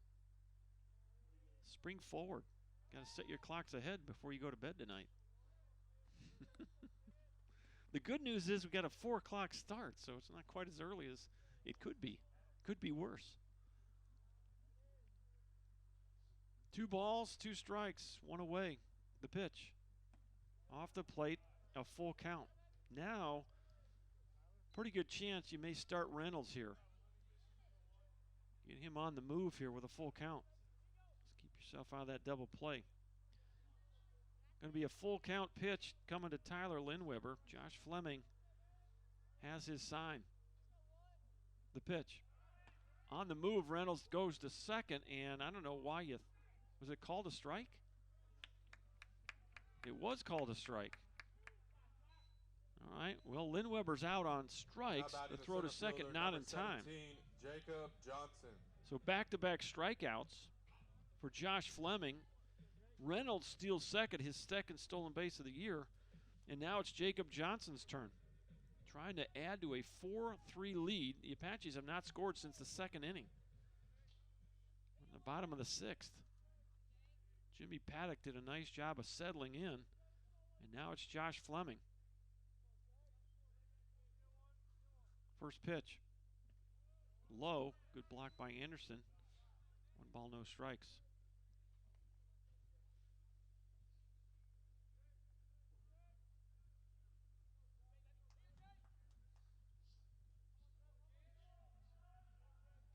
Well, good competitive game with two competitive programs here, both of which have won a number of national titles at the Division III level. Fastball misses up and in. It's 2-0.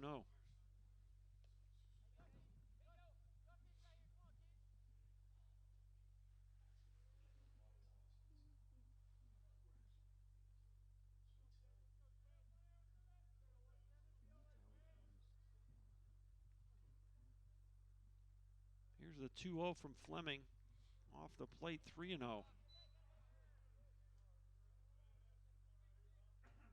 Well, if Johnson reaches, it would be Dalton Davis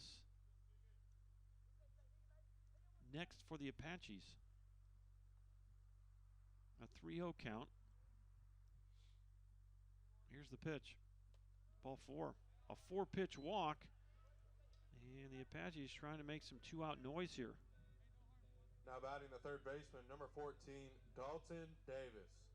Unofficially, I have 5 walks for Joliet pitching. And Davis steps in with 2 outs and 2 on.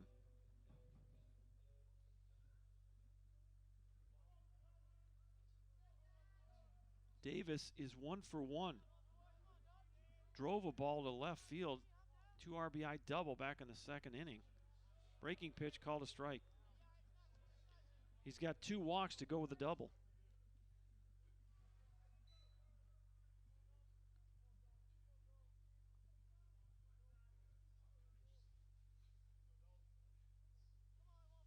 Oh and 1 the count. And the pitch. Boy, another good breaking pitch right there. Perfectly placed. It's 0-2 on Dalton Davis.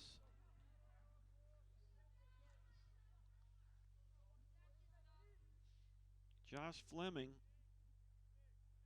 already has 2 strikeouts in the inning. He's trying to strike out the side off the plate. And it's 1 ball, 2 strikes. He came in averaging 2 strikeouts per inning. 5 innings pitched and struck out 10. He stayed on par for that. Even if he doesn't get a strikeout here. 1 ball, 2 strikes, the pitch. Pop up, right field. This is shallow. Coming in is Andrade, and now it falls in. Fair ball. A run will come home. Boy, I thought for sure that was going to be caught, and it fell in no man's land.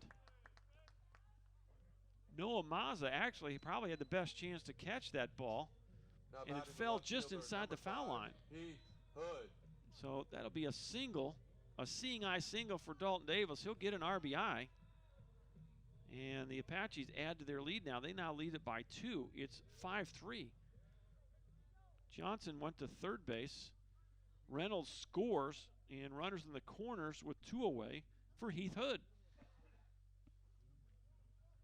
Well, the Apaches catch a break right there. That wasn't the best of swings by Dalton Davis. Kind of a weak pop-up down the right field side, and it just falls fair. Off the bat, I thought for sure that the right fielder would have a play on that. It just kept falling and falling and did not go as deep as I thought it was going to. Very little, if any, wind right now, so that wasn't a factor. Swing and a miss, strike 1 to Heath Hood. Hood is 0 for 2. Walked and scored in the first, struck out and grounded out to short. Fastball in on his hands. Quickly 0-2. The Apache left fielder.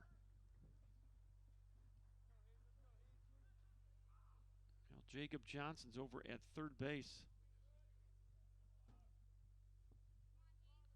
You got runners on the corners. You might think about playing a little double steal here. There goes the runner. Ground ball to short. You field it, throw it across, and good pick at first base by Cody Phillips.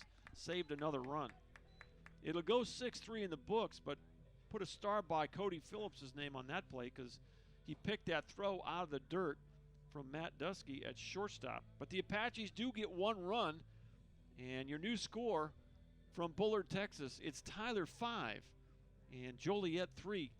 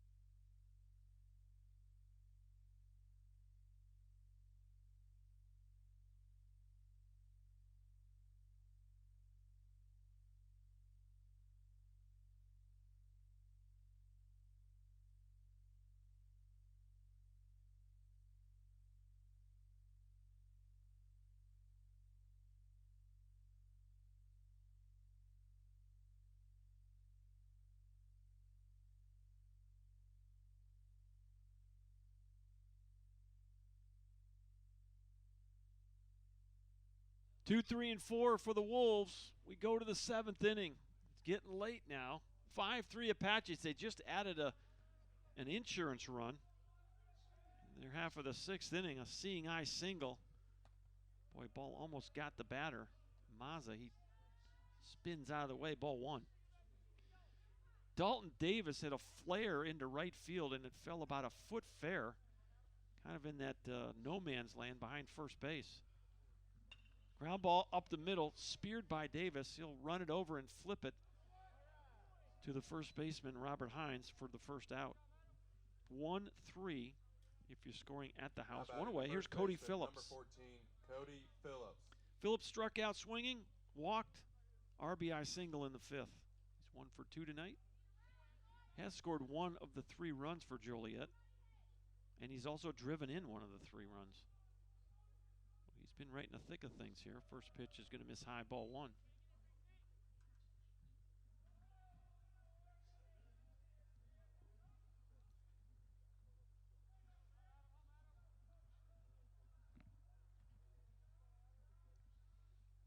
One-0 pitch. That's in there for a strike. Phillips 400 coming into the ball game, 4 for 10. And he now leads the club with 6 RBI. Had 5 coming in, and he has an RBI's last at bat. Just off the plate and low. 2 balls and 1 strike. We're on the campus of the Brook Hill School. Apaches and the Joliet Wolves battling here. 2 premier programs at the Division III level, and that split the 1 and the 4. Right in the middle of the back. Hit batter, Cody Phillips will kind of waddle down to first base. That doesn't feel good on a cool night. Now batting the third baseman, number 19, Zach Stoner. Here's Zach Stoner now.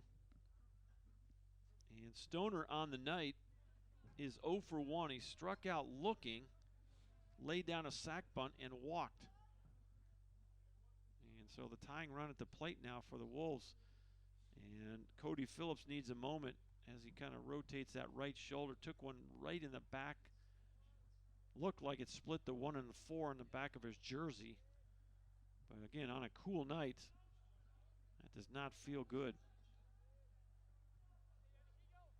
Here's the pitch. That's right over the heart of the plate. Strike 1 to Zach Stoner.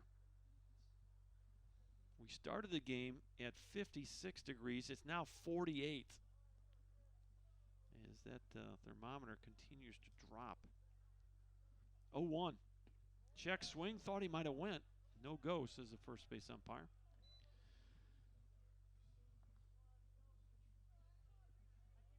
Well, tomorrow they're calling for 71. So we should be playing right through the warmth of that day tomorrow. Chance for showers on Monday, and Tuesday looks like it's going to be all clear for the Rock Valley game. They're calling for a high of 80 on Tuesday. So some milder temperatures headed to East Texas this week on spring break. 2 balls and a strike on Zach Stoner. Adam Davis came on in the 6th. We're in the 7th. Ground ball to third. If 5 and 4 and 3, double play. And that'll end the inning. That's Davis to Reynolds to Hines. And the inning is over. Well, it's time to stretch it out at the ballpark. Get out of that easy chair. Get off the couch. 5-3 Apaches. 7th inning stretch time. Take me out to the ball game.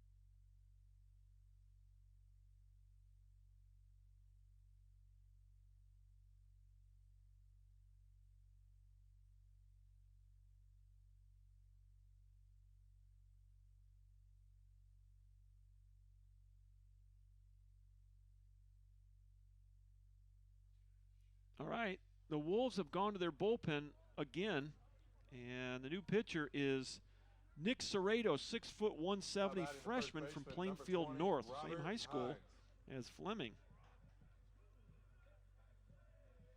Bottom of the 7th, and Serrato now on the mound. Another freshman. These guys were high school teammates.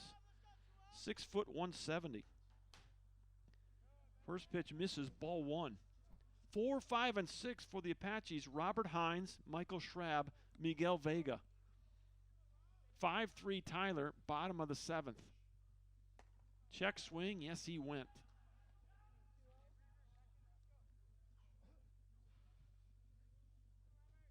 Be back at it tomorrow. On the air at 3:45, 4 o'clock first pitch at Mike Carter Field. Ground ball right side. Mazza up with it. Throws to first, and there's one away. 4-3 if you're scoring at the house. Here's Michael Schrab. Schrab on the day. 0 for 2. He got hit by the pitch last time up. Hines with that ground out now is 0 for 4. And it's Schrab's turn here. Apaches with a 2-run lead in the 7th. Serrato, the 3rd pitcher of the night for Joliet. Fleming threw 28 pitches in his inning of work. Patlock in his starting role threw 84 in 5 innings of work. 0-1 pitch, low. And it's 1 ball, 1 strike. For the Apaches, this is game number 19. And for the Wolves, it's game number 6. And really, that's a luxury for Joliet. Normally, they come down on spring break. I want to say last year, these were their first games of the year when playing the Apaches, and that played 3-game set last year as well. 1-1 pitch. Ground ball again to the right side. This is Maza, and he'll handle both of those cleanly for 2 outs. And here is the big fella, Miguel Vega. 2 for 3 on the night, couple of singles up the middle. Number 42, Miguel Vega. Does have an RBI tonight, so.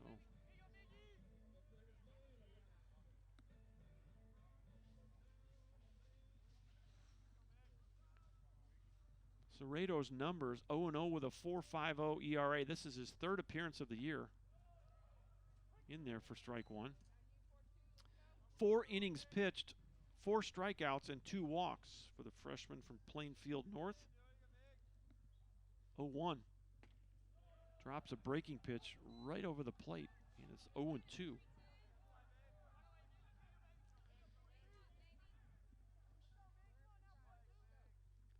The 0-2 pitch, fastball high. 1 ball, 2 strikes.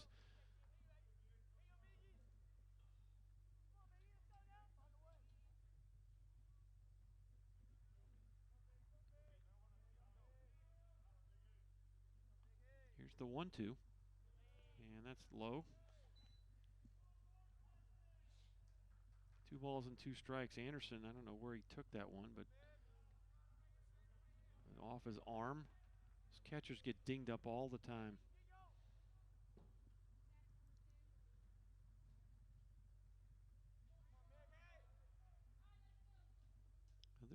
They're going with the traditional, or I guess what the Apaches used to do.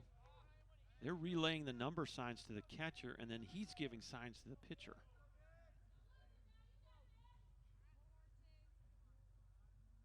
Apaches, for the first time tonight, have that pitcher with a armband on. Fouled off to the right side, and that's a full count on Miguel Vega.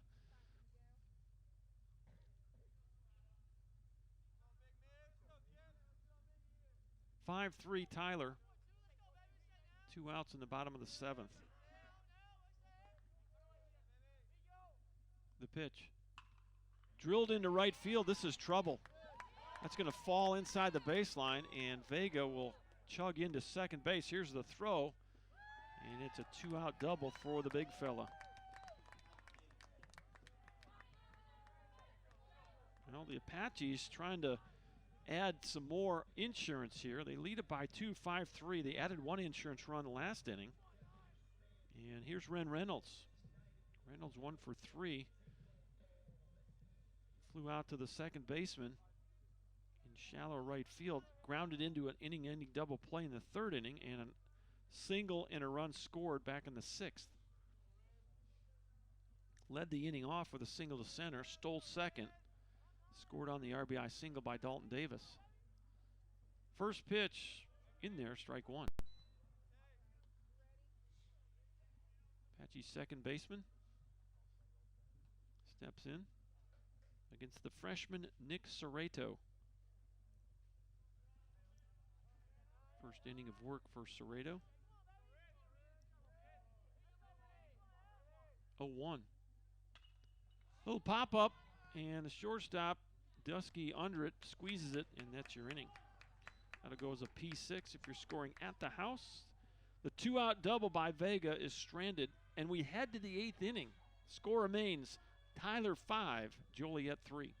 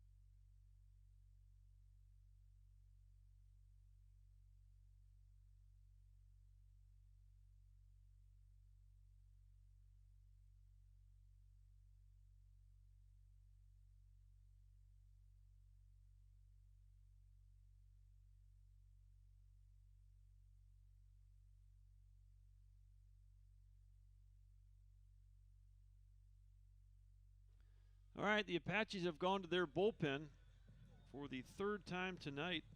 The freshman from College Station will toe the rubber. 6'1" and 200. Zach Williams takes over. And for Zach Williams, 1-1 on the year with a 0.93 ERA. This is his 8th appearance of the year, all out of the bullpen. He does have 1 save, 9 2/3 innings, 11 strikeouts, 7 walks. Opposing batters hitting 158.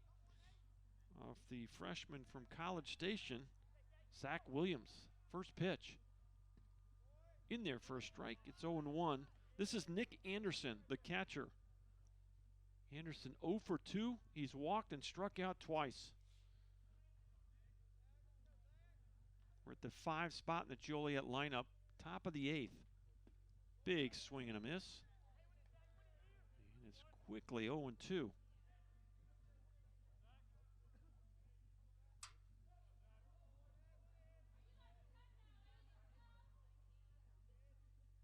Pitch, swing and a miss, and Schrabb will block it and throw down, and there's 1 away. Anderson, strikeout victim number 13 of the night for Tyler pitching. First strikeout for Zach Williams. That will bring up Ryan Pollock. Pollock on the evening, 0 for 2. A strikeout, a walk, and he reached on an error by Ren Reynolds. First pitch just misses low, ball 1. Well, nice crowd on hand tonight. Supposed to be beautiful tomorrow in terms of temperature. Going to get to 80 degrees. In the 40s right now, but if you're in the area, doubleheader day at the ballpark, come on out to Mike Carter Field. Catch some great college baseball. If you can't do that, we'll be on the air at 3:45. Dugout interviews. 1 ball, 1 strike. Ryan Pollock. Look out, foul ball into the netting here.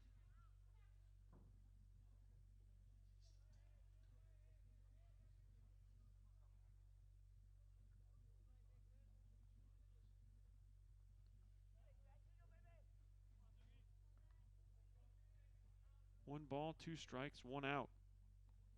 The pitch. Got him swinging, a good breaking pitch. Back-to-back strikeouts for Zach Williams. That's 14 punch-outs for Tyler pitching tonight in 7 2/3 innings. And here's Gavin Grace. Grace has struck out twice himself, grounded out to short. 0 for 3 on the evening.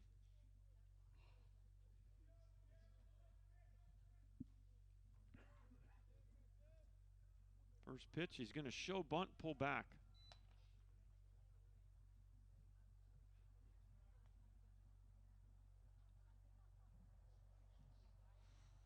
5-8-2 for Tyler, 3-2-2 for the Joliet Junior College Wolves. Fastball misses away, it's 2-0.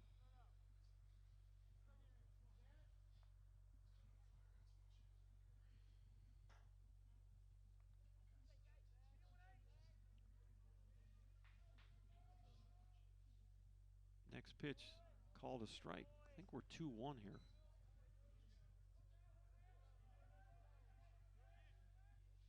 Two outs, nobody aboard. Gavin Grace at the plate. At the 7th spot in the Joliet lineup. And boy, just missed. I think we're 3-1 now.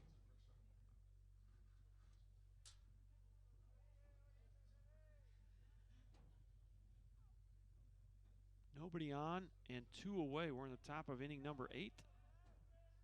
Here's the pitch. Drops one right over the plate. I think we're at a full count. I think it's 3-2. Is it 3-2? No, I guess it's 2-2. Mr. Umpire doesn't want to put his fingers way up so we can see him. He's sharing it with that hitter. Here's the pitch. Ground ball to third. Dalton Davis fields it cleanly, throws across, and a good stretch over there by Hines to get the out. So 3 up and 3 down. A clean inning for Zach Williams. A 0 on the board, and the Apaches now 3 outs from their 7th win in a row. They will bring 8, 9, and 1 to the plate. It's 5-3 Tyler as we go to the bottom of the 8th.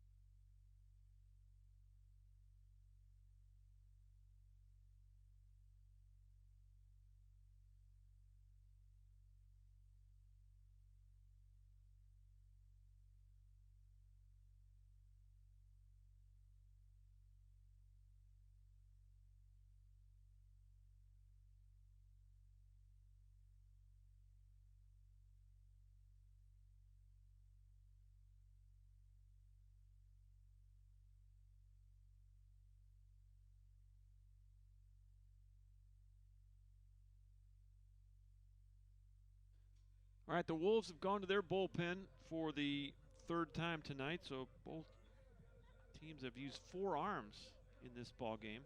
The new pitcher is Jake Shoemake, 6'3", 220, right-hand sophomore from Plainfield Central. On the year, Shoemake 0-0 with an 0.00 ERA. This is his 2nd appearance. He's only thrown 1 inning. He has struck out 1 batter, has not walked anyone. Now batting the Has right not given fielder, up a hit. number 3, Alec Williams. Here's Alec Williams for the 4th time. Williams is 0 for 3. A ground out to second, line out to right, and a strikeout swinging.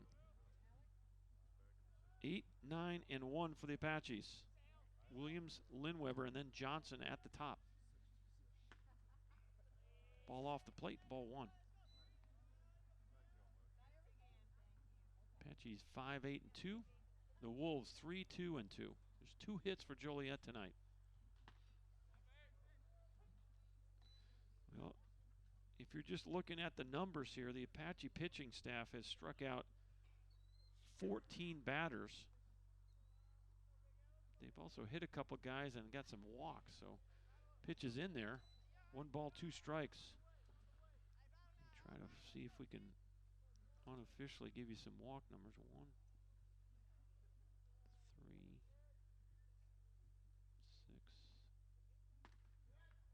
6. Strike 3 called, a little delay there. And Williams is a strikeout victim. First strikeout for Shoemake. And for Joliet pitching, that's strikeout number 6.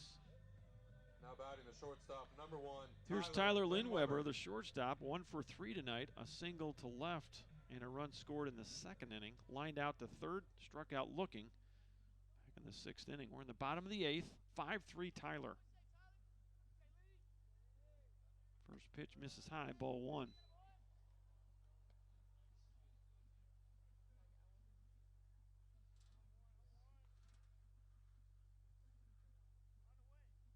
Four walks and 1 hit batter. So unofficially what I have for the Apache pitchers. And that is not right. They have 6 walks and a hit batter. So the Wolves have had a lot of base runners on tonight. So that's 6 right there, and they got 2 hits. So that's 8 runners. 3 of them have scored. Breaking pitch just missed. And it's 2-1. 1 away here in the bottom of the 8th. Linweber at the plate, the 9-hitter in the Tyler lineup.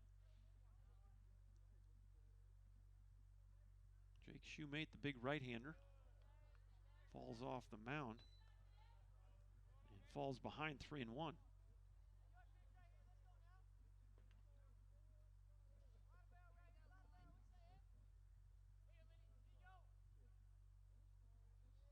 There's the 3-1 deliver.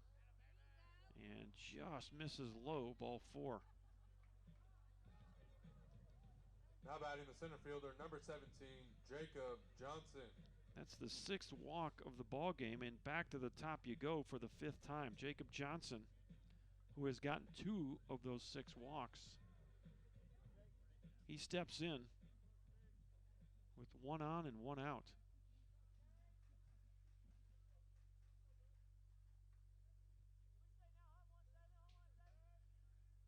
First pitch drops in there, strike 1.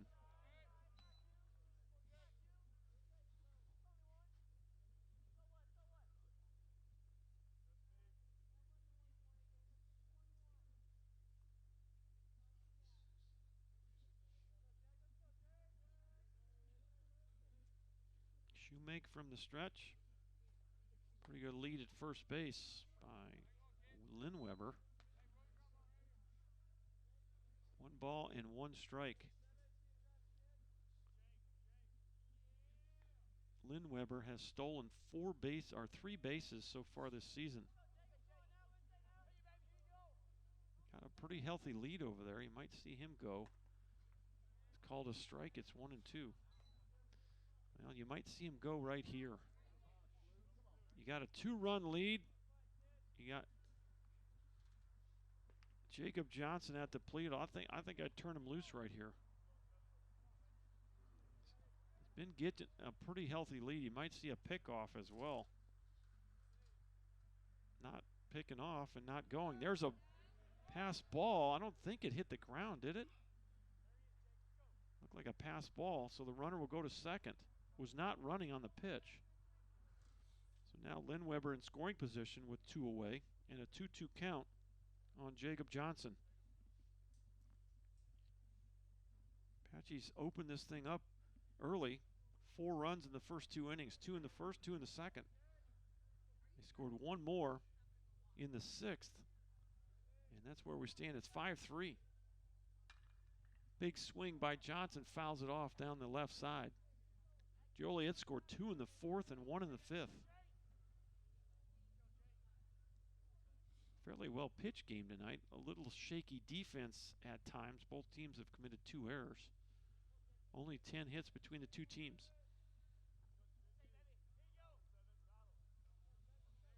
Two balls, 2 strikes to Jacob Johnson. The pitch. Misses inside. It's a full count.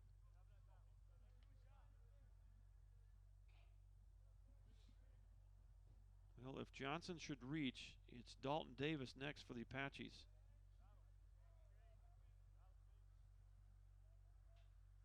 Big right-hander Jake Shoemake. Payoff pitch. Swing and a miss. Struck him out. So Johnson strikes out. And that's strikeout number 7 for Joliet pitching. Second strikeout of the inning for Shoemake. And here is Dalton Davis. Davis 2 for 2 tonight. Couple of walks, a single and a double, and 3 RBI. Driven in 3 of the 5 runs.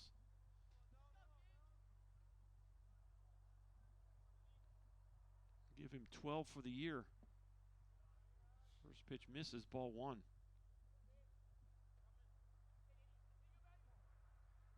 Linweber at second base with 2 away.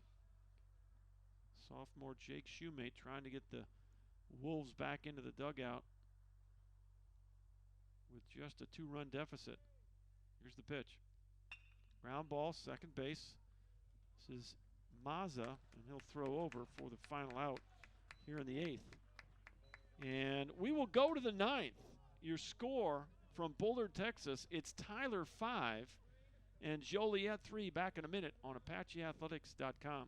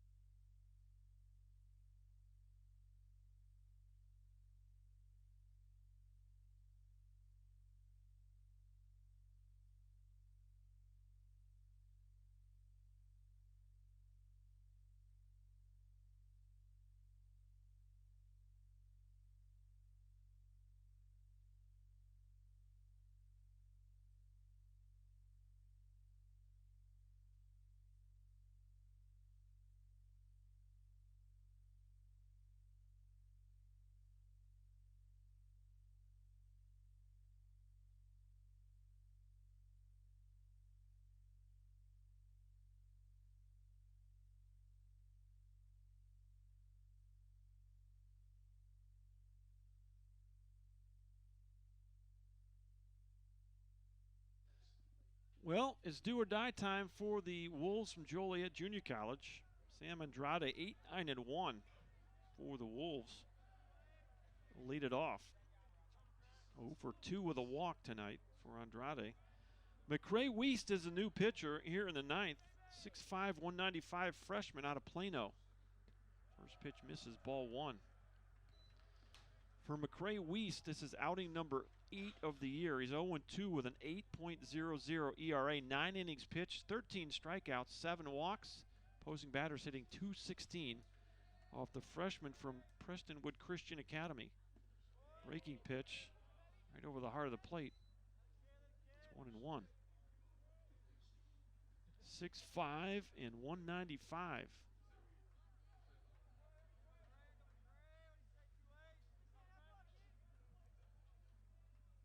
Here's the 1-1. Foul tip. And it's 1-2.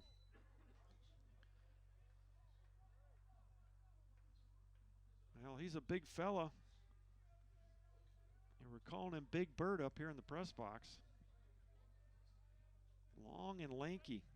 Kind of moving around on that mound. Goes over the head with the hands. 1-2. Boy, no way you can take that pitch. Called a ball. Maybe a hair low. Schrabb's kind of asking out of the side of his mask. Andrade gets the call. 2 balls, 2 strikes. Nobody on, nobody out. 9th inning. 5-3 Apaches. Foul tip, straight back.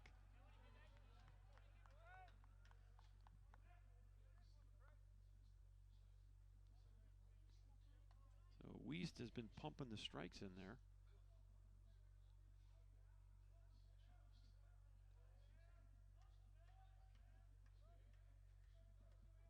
First batter of the 9th inning. We're at the 8th spot in the Joliet lineup. Wiest is just moving all over that mound. Breaking pitch. It's got good bite to it, but it was way low, so now it's a full count. And you're 1 pitch away from bringing the tying run to home plate. Matt Dusky waits on deck. That Joliet dugout trying to get something going here. Here's the 3-2. Off the plate, ball 4. Just missed on the fastball. And it's a leadoff walk. First walk for McCray Wiest. And that's 7 walks on the night for Tyler pitching. Now batting the shortstop, number 22, Matt Dusky. Here's Matt Dusky, the shortstop, 0 for 2. A couple of strikeouts and a walk. And got to make him earn stuff here. Joliet, that leadoff batter aboard. Breaking pitch catches the outside corner, strike 1. Well, that ball's got so much movement on it. If you can just command it, you know it's going to be an effective pitch. And with as much bite as it's got in that downward plane, it's also a double play pitch. Here's the 0-1. Swing and a miss. 0-2. Got to believe you're going to stay with that. If not here, maybe after a fastball. Dusky struck out swinging twice tonight. Wiest with the pitch. Off the plate. There's the show me fastball.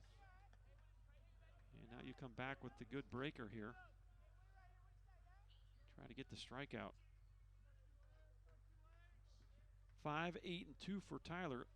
3-2-2 for Joliet. We're in the top of the 9th.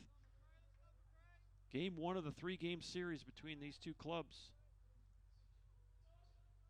A lot of history in the World Series with these two teams, and they're doing battle tonight. Breaking pitch right over the heart of the plate, strike 3. He had Dusky backing out. And there's the first strikeout of the night for McCray Wiest. Strikeout number 15 for Apache pitching. Now batting the back to the fielder, top you number go. 17, AJ Minucci. AJ Minucci will step in. An infield single, a line out to right, and a couple of strikeouts looking. 1 for 4 on the night. First pitch, well off the plate. Good job by Schrabb to keep that at home plate. Keep the double play in order here. Double play ends the ball game. 5-3. The tying run is at home plate. Minucci, the leadoff hitter, trying to get his second hit of the night. Here's the 1-0. And he hit him. Not sure what that pitch was, but it hit him right in the leg. And now you got the tying run aboard. Now batting the second baseman, number 99, Noah Maza. That's the second hit batter of the night for Tyler pitching. And if there's one thing you don't like about tonight on the pitching side of it for Tyler is the free bases. That's 9 free bases now, 7 walks and 2 hit batters. It's still 5-3, first and second, and 1 out. Here's Noah Maza. Strike 1, fastball right at the knees. Maza steps out and shaking his head. The Joliet fans screaming in disapproval at the call. Maza is 0 for 4, grounded into a double play. Back to the pitcher once, reached on an error, well off the plate. They're going to check the swing and no go. 1 ball, 1 strike. Well, with that big breaking ball, if you get that ground ball, you got a chance to turn 2 here. But Schrapp's going to have to work hard on that thing. It's got a good bite to it. 1-1 pitch coming up. In on the hands with the fastball, fouls it into the net. It's 1-2.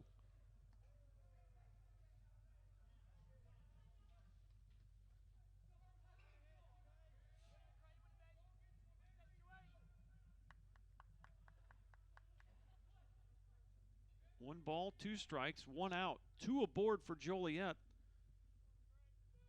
5-3 Apaches here in the top of the 9th. Closely contested ball game tonight between these 2 clubs. 1-2 pitch. Strike 3 called. He froze him. Big breaker. And 2 backwards Ks here in the 9th for McRae Wiest. First baseman, number 14, Cody Phillips. 16 strikeouts on the night. 2 in the inning for McRae Wiest. And here's Cody Phillips. And Phillips on the night, 1 for 2. He has walked and got hit by a pitch. Well, trying to think, I think Phillips leading the club in RBI, if I remember. First pitch in there, strike 1. Cody Phillips, 6 RBIs, is the team leader in that category. Does not have a homer yet, does have a double. And tonight he does have an RBI single to right. 0-1 pitch coming up. Here it is. And right over the heart of the plate. Boy, Wiest has now found command on that breaking pitch. And it's 0-2. Well, the question is, when is that next one coming? Is he going to throw it right here, or is he going to set it up? Because you know it's coming. No balls and 2 strikes. He's shaking him off. 0-2, 2 outs, the pitch. And he hit him. Well, never a dull moment. Feast or famine for McRae Wiest. He's walked a guy and hit 2 guys. He's also struck out 2. And now the tying run is at second, the go-ahead run at first. Now batting the third baseman, number 19, Zach Stoner. You got Andrade at third, Minucci at second, Phillips at first, and here's your cleanup hitter, Zach Stoner. Stoner 0 for 2. Grounded into a double play, struck out looking, laid down a bunt, and walked. First pitch, ball 1. You got to lock in here and force the issue. And for now, it's McCray Weist or nobody. Nobody in that Tyler bullpen. You're 1 out away from a win, but you got the tying runs, the go-ahead runs on base. 1-0 pitch, ball 2. And as quickly as McCray Weist found it with the breaking pitch, now he can't find it. 2 balls and no strikes.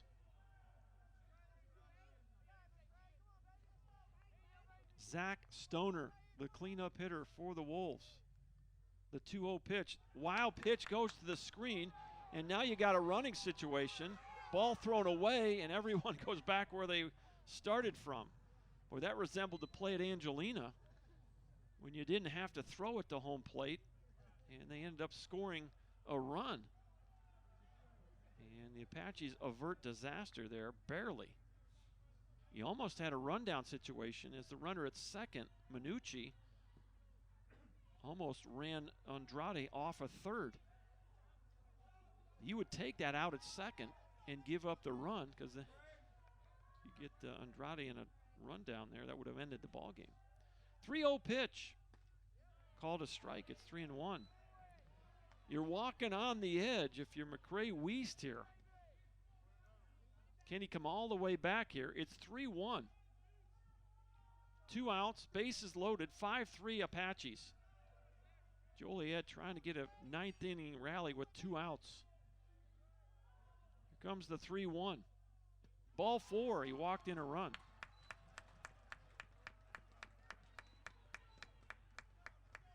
And that's 8 walks in the game, the second walk of the inning. And it's a 1-run game, and Coach Rippenthal going to take that slow walk to the mound. Well, Andrade comes home to score. It's a 1-run game. Minucci to third, and Phillips to second. Bases still loaded, and you're still 1 out from winning this ball game. Coach Rippenthal out there to try to settle down the freshman from Plano, Texas, 6'5" and 195.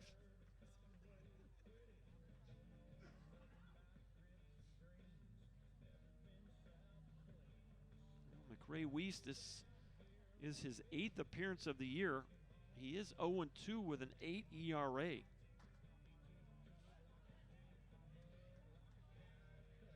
And while he's had his moments this inning, he's going to need to dig down here 8, Nick Anderson, and find that breaking pitch. He's going to have to mix in some fastballs as well. Here's Nick Anderson, bases loaded. The tying run 90 feet away. First pitch. Called a strike. It's 0-1, and that's the key. Get ahead. Take a deep breath, and you go back to work. Anderson on the night, 0 for 3. He struck out 3 times and walked.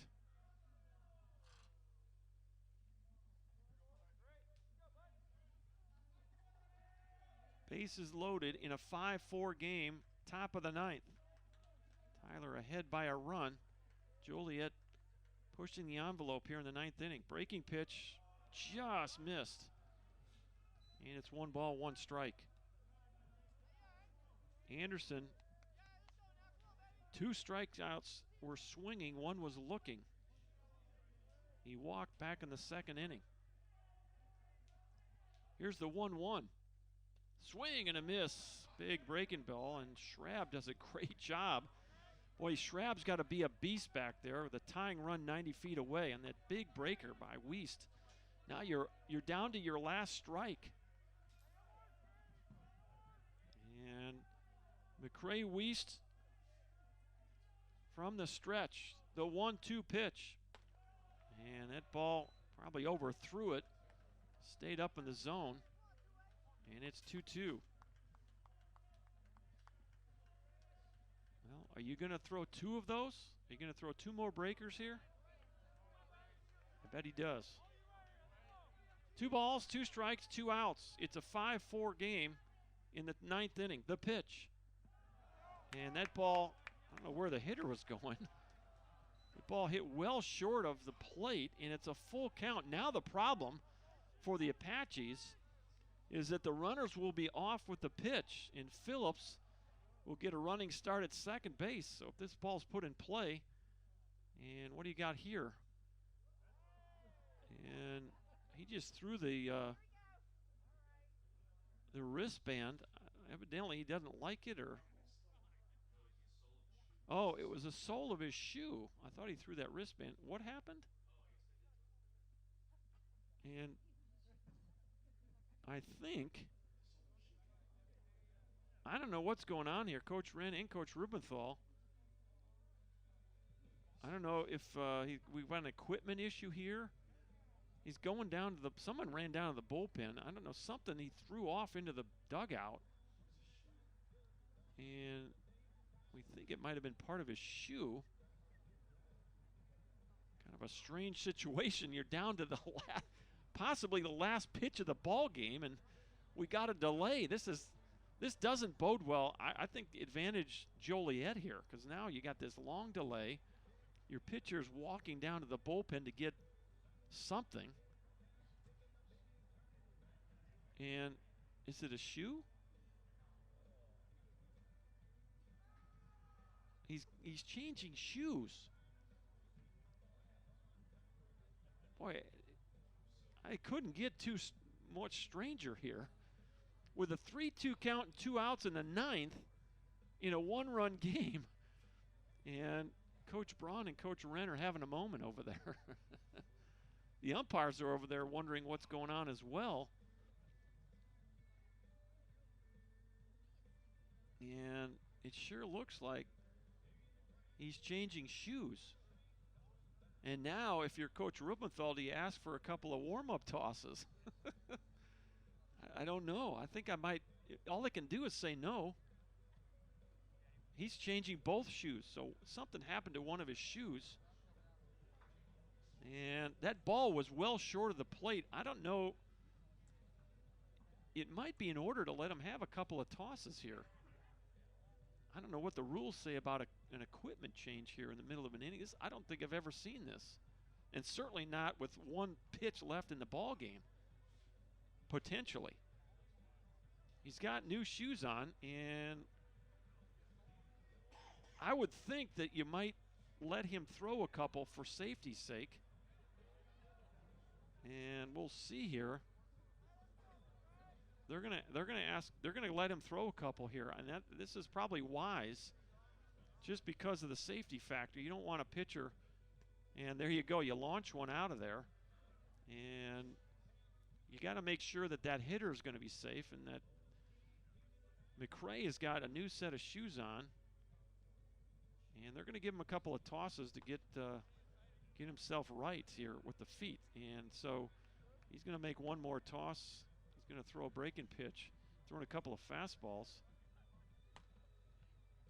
And he's going to ask for one more. And of those 4 pitches, I'm not sure he threw a strike. So who knows what's coming here? You got a coin? We're back at action, and what an it came up tails. We'll see. It's 3-2, 2 outs. Top of the ninth in a one-run game. Bases loaded. Nick Anderson steps back in the box. McRae Weiss from the stretch. Here's the pitch. Strike. Oh, my goodness. Right down the middle, and he called it a ball. And it's tied at 5. McRae Weiss can't believe it. And that pitch was right down the middle. Mr. Umpire froze and missed it. And the dugout is giving him the business. And Coach Ren is about to get tossed. He just got a warning. Coach Ren letting that home plate umpire have it, and probably with good reason. That ball appeared from our vantage point to be right down the middle. And Anderson took it, and now it's a 5-5 game. 9th walk of the ball game. First pitch in there, strike 1. And Coach Ren just got tossed. He was still barking at the home plate umpire, and he might go get his money's worth here. You better watch out here because he might, after you get tossed here, you can't do a whole lot. Coach Ren is hot.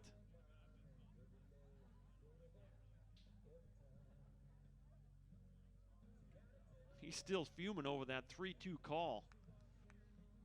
And totally understand the frustration here. But it was a really odd situation. We had changed shoes, took some warm-up tosses, and appeared to throw what would look to be a perfect pitch, and it was called a ball. So the home plate umpire gave Coach Ren a warning. He kept chirping over there, and he tossed him. What's interesting is he tossed him after an 0-1 pitch. A pitch was called a strike. And so Coach Ren is out of the ball game. It'll be Coach Ruppenthal and Coach Abney for the rest of the ball game. And with a 5-5 score, might have some free baseball here.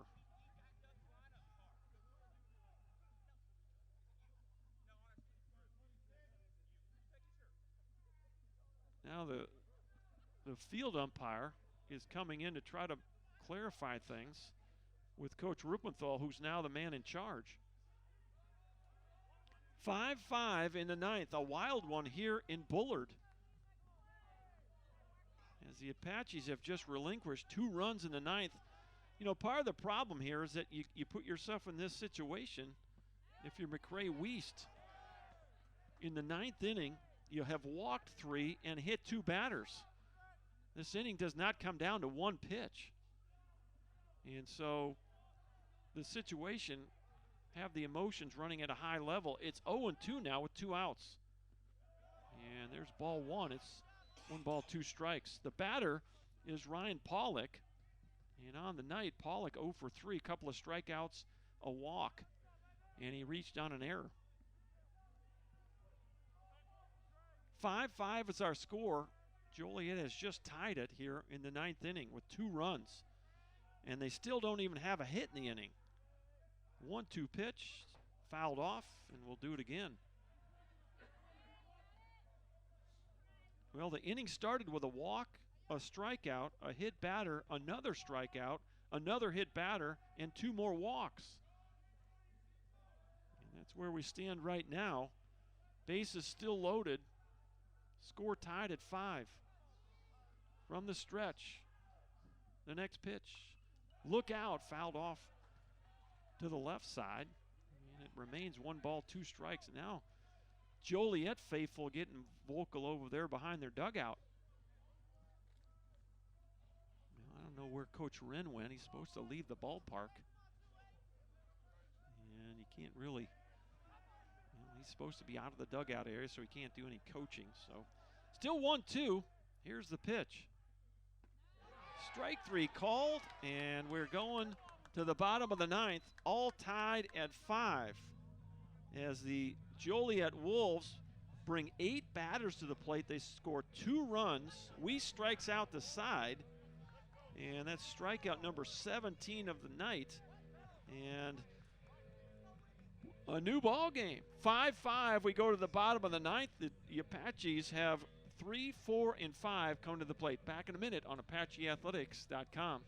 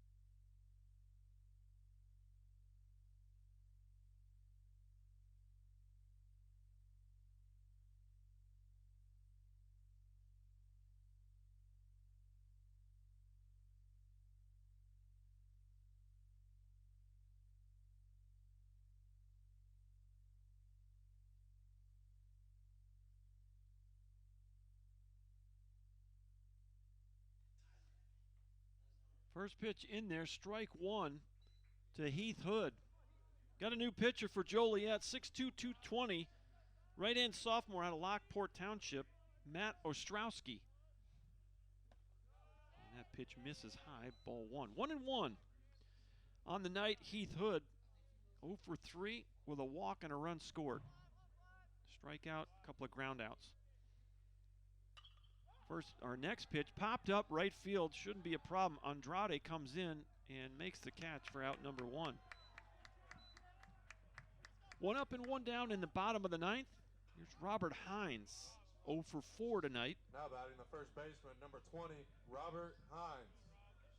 And nobody tossing in the Tyler bullpen, so this Wiest going to go back out if they don't score. 1 out, nobody aboard, bottom of 9. We're tied at 5. Off the plate, ball 1. The Apaches relinquished a 5-3 lead. 8 Wolves came to the plate in the 9th. Did not get a hit. You walk 3, you hit 2. Line shot into right field. It is going to be taken on one hop by Andrade. And there's the game-winning run right there at first base. Now batting the catcher, number 11, Michael Schrabb. To Michael Schrabb now. Schrabb is 0 for 3. Got hit by a pitch, struck out, grounded out, and reached on an error. The Apaches trying to win this one in walk-off fashion. First pitch. Misses low, ball 1. Well, Ostrowski, the sophomore out of Lockport Township, on to pitch the 9th.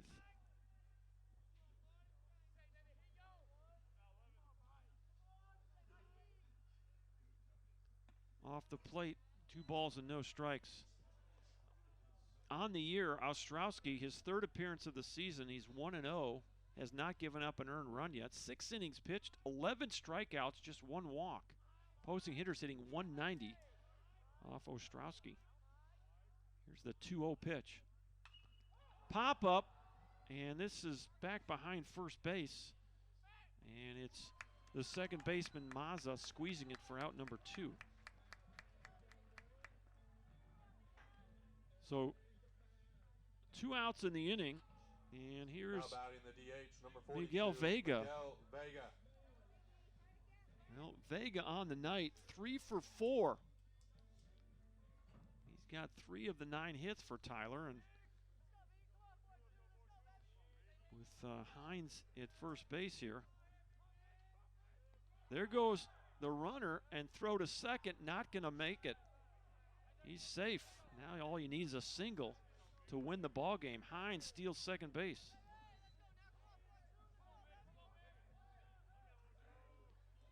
For Robert Hines, stolen base number 7 of the year. He is 7 for 7 in steals. Vega trying to get his 4th hit of the night and win this ball game. And I might think about, I was just going to say that, I might think about walking Vega and getting to Ren Reynolds, and they do. Intentionally walk Miguel Vega. And that sets up the force play all over the infield. And now it's the Forrest Gump show. Forrest got a chance to win it here. Ren Reynolds on the evening is 1 for 4. Matt Ostrowski on the mound. The pitch. In there for a strike. 0-1. Reynolds kind of glanced back. Might have thought it was a little high. Now you do have some activity in the Tyler bullpen. The 0-1. Popped up. This should do it. And this is Ostrowski, the pitcher, and he catches it for out number 3. So we got free baseball here in Bullard. The Apaches do get 2 runners on, but they are stranded. And we are tied at 5, and we are going to extra innings. It's 5-5 back in just a minute. Tyler looks like they're going to bring in a new pitcher. You're watching Tyler Baseball on ApacheAthletics.com.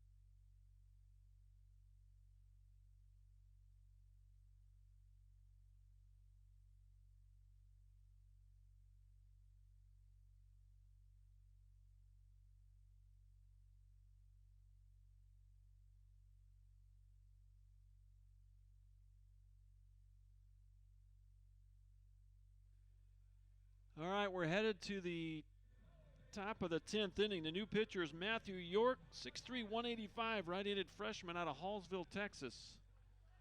Both teams have stranded unofficially 10 runners, 7 of them in scoring position. And stepping in for the Wolves, Gavin Grace. No, we got a pinch hitter here, 18. Foul tip straight back, 0-1.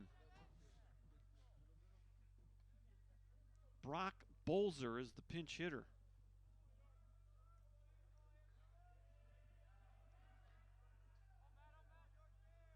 First at bat of the night for Bolzer, and there's ball 1. 1-1. York, the freshman from Hallsville, on in relief here.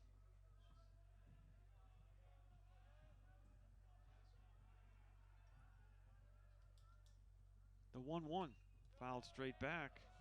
1 ball, 2 strikes, taking some pretty healthy swings here. Matthew York, appearance number 6 of the year. He's 0-0. He's not given up an earned run. 7 1/3 innings pitched. 8 strikeouts and 2 walks for the freshman from Hallsville. He's ahead 1-2 on pinch hitter Brock Bolzer. The pitch. Ball's well hit right field. That's got a chance. High, deep, and out of here. A pinch hit home run by Brock Bolzer. He was all over that fastball. A mistake pitch by Matthew York, and for the first time tonight, the Wolves take the lead. He's fired up, as are the Wolves. And 2 in the 9th and a home run here in the 10th, and the Wolves lead at 6-5.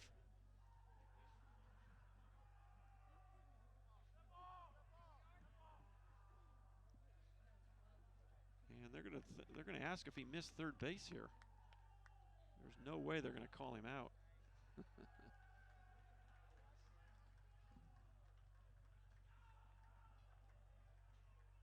A leadoff pinch hit home run by Brock Bolzer. And the Apache dugout is stunned. Bolzer, 364 average on the year. His first home run of the year, his 3rd RBI of the season. He was 4 for 11 coming into the ball game. First pitch in there. Strike one to the right fielder, Sam Andrade. And it misses low. 1 ball and 1 strike. Well, the Wolves have come all the way back. They were down 4-0. Going to the 4th inning, they scored 2 in the 4th, 1 in the 5th, and 2 more in the 9th to tie it. Fastball fouled off. And look out, that ball went right off and broke one of the lights up there. Actually, they have lenses on these lights, and look out, a shower of glass on top of the Wolves fans. Well, they have lenses on the lights here at the ballpark, and trying to make sure that there wasn't any glass that came on the field. Umpire's going to walk over to check things out here, because there was a ton of glass that came down, and one of those lenses got shattered by that foul ball. And the umpire has just picked up a pretty good piece of glass there. We're going to have a little pickup party over there, because some of that glass came showering down, and it is landed on the warning track. They're going to take a moment and try to get all this glass picked up. Much of it fell into the concrete area behind the netting, but enough of it fell on that warning track that the umpires and some of the coaches from Joliet are picking it up. And I'll tell you right now, I've seen that happen to Mike Carter years ago, and the danger in that is those light poles are almost 100 feet in the air, and if you get a big enough piece of glass, that turns into a knife coming down, and it really could injure someone or actually do worse. So thankfully, all the people scattered out of the way, and there's still a lot of glass on the warning track, and they're going to have to take a minute to pick this up. The only thing this would affect is a catcher running over there trying to make a play, trying to make sure that he doesn't cut himself on a wild pitch or a foul ball. And athletic director Kevin Vest now out there helping the cause.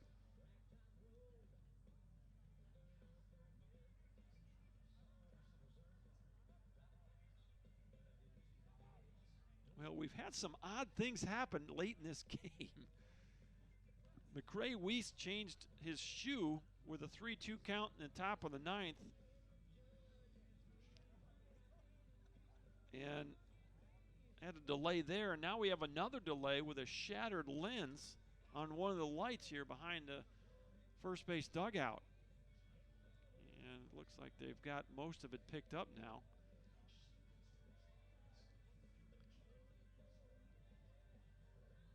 And Coach Rippenthal coming over talking to the umpire crew.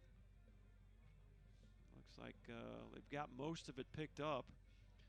Well, you want to be careful here, because obviously the catchers, that's where this comes into play. They would be the ones that would run over there and try to pick up a pass ball or maybe make a sliding catch on a pop-up. The last thing you want to do is have them slide into some glass over there. So they're taking a few minutes, and now the Bullard High School coach, who is still on site here, is over here, and he's going to have a peek at what's going on. And not all you can do here is pick up the remnants of that lens that got shattered by the pop-up. And there's a bunch of it that's being swept up now by somebody who secured a broom. Not sure who that is. Is that Kelsey? Looks like Kelsey Weeks, the associate AD down there with a broom in her hand. So, well, one of the things you just hate that, you know, you rent this ballpark from the high school, and now you just shattered one of their lenses. And it's just part of the baseball game, but I don't think there's a light out. I think I can't tell for sure if all of them are still burning, but I think it was a lens that covers the light. But we're back at baseball here. A leadoff pinch hit home run by Brock Bolzer has given the Wolves a 6-5 lead here in the 10th. It's a 1-2 count on Andrade. Check swing, thought he went, and yes, he did. Strike 3. So a strikeout of Andrade, And that's 18 strikeouts in the game. First strikeout for Matthew York, Now one out. Shortstop number 22, Matt Dusky. Matt Dusky will step in. He struck out 3 times tonight and walked. He's 0 for 3. 6-5 Joliet. They've come all the way back. They scored 6 runs with just 3 hits. First pitch in there, strike 1.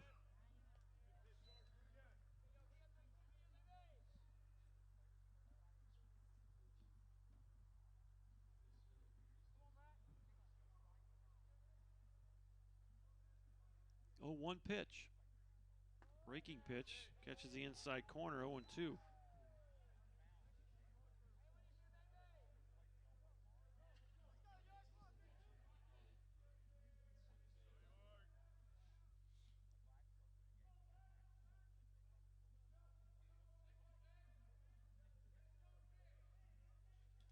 No balls, 2 strikes. We're at the 9 spot in the Joliet lineup.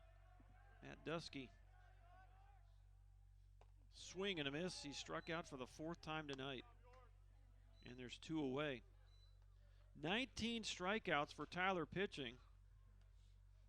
And that's 2 strikeouts on the inning for Matthew York.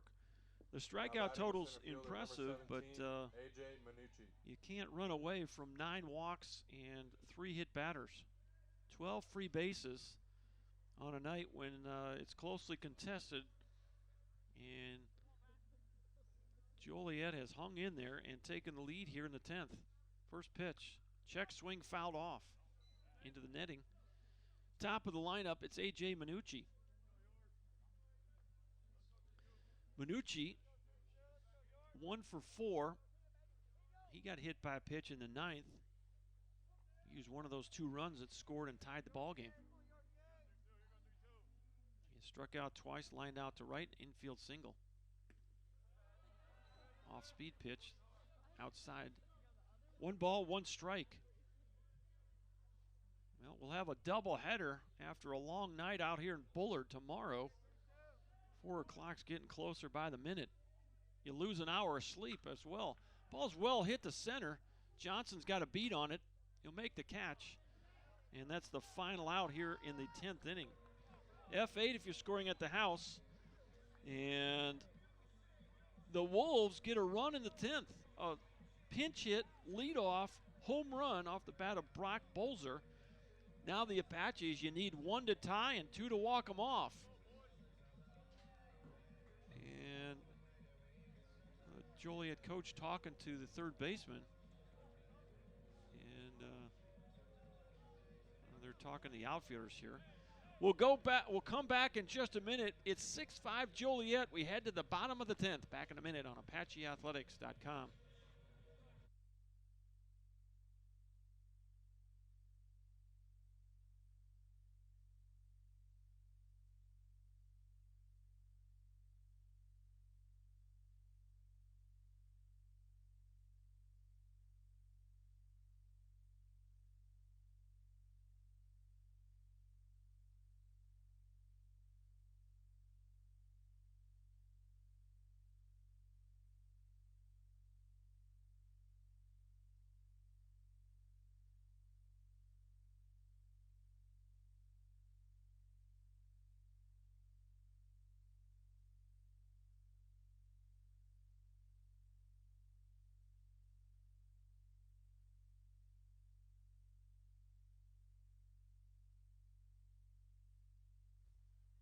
Eight, 9, and 1 for the Apaches as we go to the bottom of the 10th. Now you trail by a run.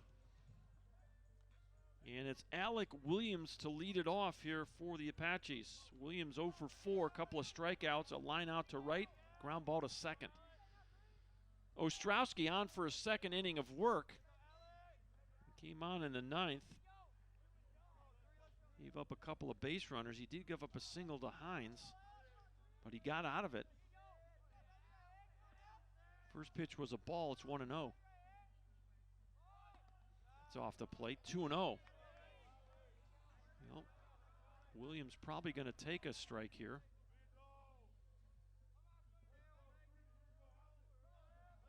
6, 3, and 2. Boy, that's an odd line right there. 6 runs on just 3 hits. Big swing by Williams. And it's 2-1. Little surprised he took a hack. You need a base runner to keep this game alive. You're down 1. Here's the 2-1 pitch. Fouled into the net. 2 balls and 2 strikes. Well, Joliet 3 outs away from winning game 1 of the 3-game series. Still sweeping that glass out of the way down in the concourse below this light pole. Ground ball up the middle, shortstop Dusky up with it. He throws to first, and there's 1 out. Nice play by Matt Dusky. 6-3 if you're scoring at the house. Joliet 2 outs away from a win here in extra innings. Here's the 9-hitter, Tyler Linweber. Now batting the shortstop, number 1, 1 for Tyler 3. Linweber.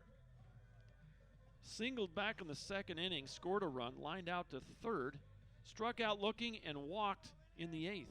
We're in the 10th inning. It's 6-5 Joliet. Fastball fouled off to the right side, and it's 0-1.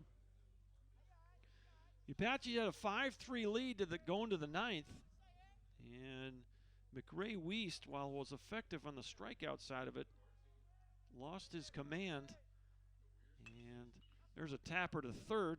This is Stoner. He throws across. There's 2 outs.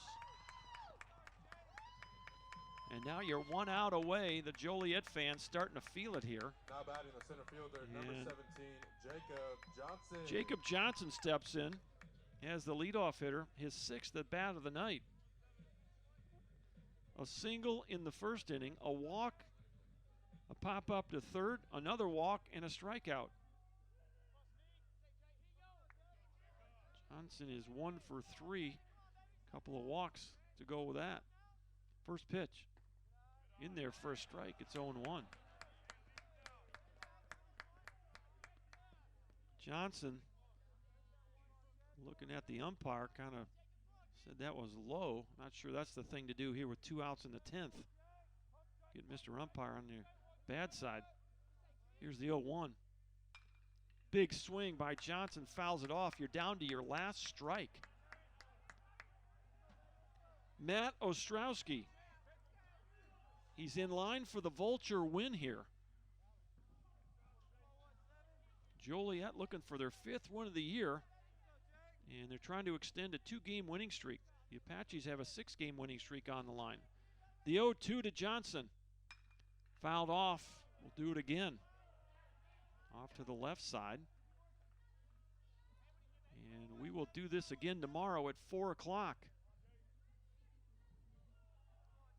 Jacob Johnson trying to keep the Apaches' hopes alive here. An 0-2 count in the 10th. The pitch. Swing and a miss. Struck him out. And Ostrowski comes on and gets the win for Joliet. Jacob Johnson could not connect on that fastball away. And that'll be strikeout, let's see here, number 8 of the night for Joliet pitching. And for Ostrowski, his 3rd strikeout of the night. He did a nice job in relief for the Wolves. He'll get the win, and his record will go to 1-0. And the losing pitcher is going to be Matthew York. And let's see what Matthew's record is. Let's see here, pull up some of the pitching numbers here. Matthew York, that's his first loss, so he'll drop to 0-1. All his relief work out of the bullpen. He did not have a record. The loss will drop the Apaches to 13-6 on the year. The win will elevate the Joliet Wolves to 5-1 on the year. And so an exciting game. A lot of drama in different ways tonight. We had a very odd change of shoe in the 9th inning, as McRae Wiest had to change shoes with literally 1 strike left in the ball game. And the next pitch was a controversial call that ended up getting Coach Ren tossed out of the game. He argued on the next batter, and So the Wolves end up scoring 2 runs in that 9th inning with no hits. They brought 8 batters. That's one of the most strange innings I've ever seen. As McRae Wiest ended up walking 3 batters and hit 2 batters. He also struck out 3. And so the Wolves tie it up in the 9th, and a pinch hit solo home run, leadoff home run by Brock Bolzer is the difference in this one. Not a lot of offense to speak of for Joliet. Nobody had more than 1 hit, but the 1 hit that was the biggest of the night was Brock Bolzer's pinch hit home run in the top of the 10th inning, and that's the difference in tonight's ballgame. Looking at the box score for the Apaches, they got a couple of multi-hit guys. Dalton Davis 2 for 3 in that 2 spot. 3 RBIs for Davis tonight. Nice night for him. And Miguel Vega goes 3 for 4 on the night. He does have an RBI as well. So the Apaches drop a tough one here tonight. They had a 2-run lead going to the 9th and could not hold it. Your final line score, Joliet 6 runs on 3 hits. And they commit 2 errors in the ball game. The Apaches 5 runs on 9 hits, and they also commit 2 errors. And so that will set the stage for tomorrow's doubleheader. Same 2 squads tomorrow, 4 o'clock start at Mike Carter Field. We'll pack it up here in Bullard and move things over there tomorrow afternoon for a 4 o'clock start. We'll be on the air about 3:45. And so that'll wrap things up for a interesting night, to say the least. An interesting day, long day at the yard. A couple of games over at White House calling softball, and then out here for a dramatic 6-5 win for the Wolves.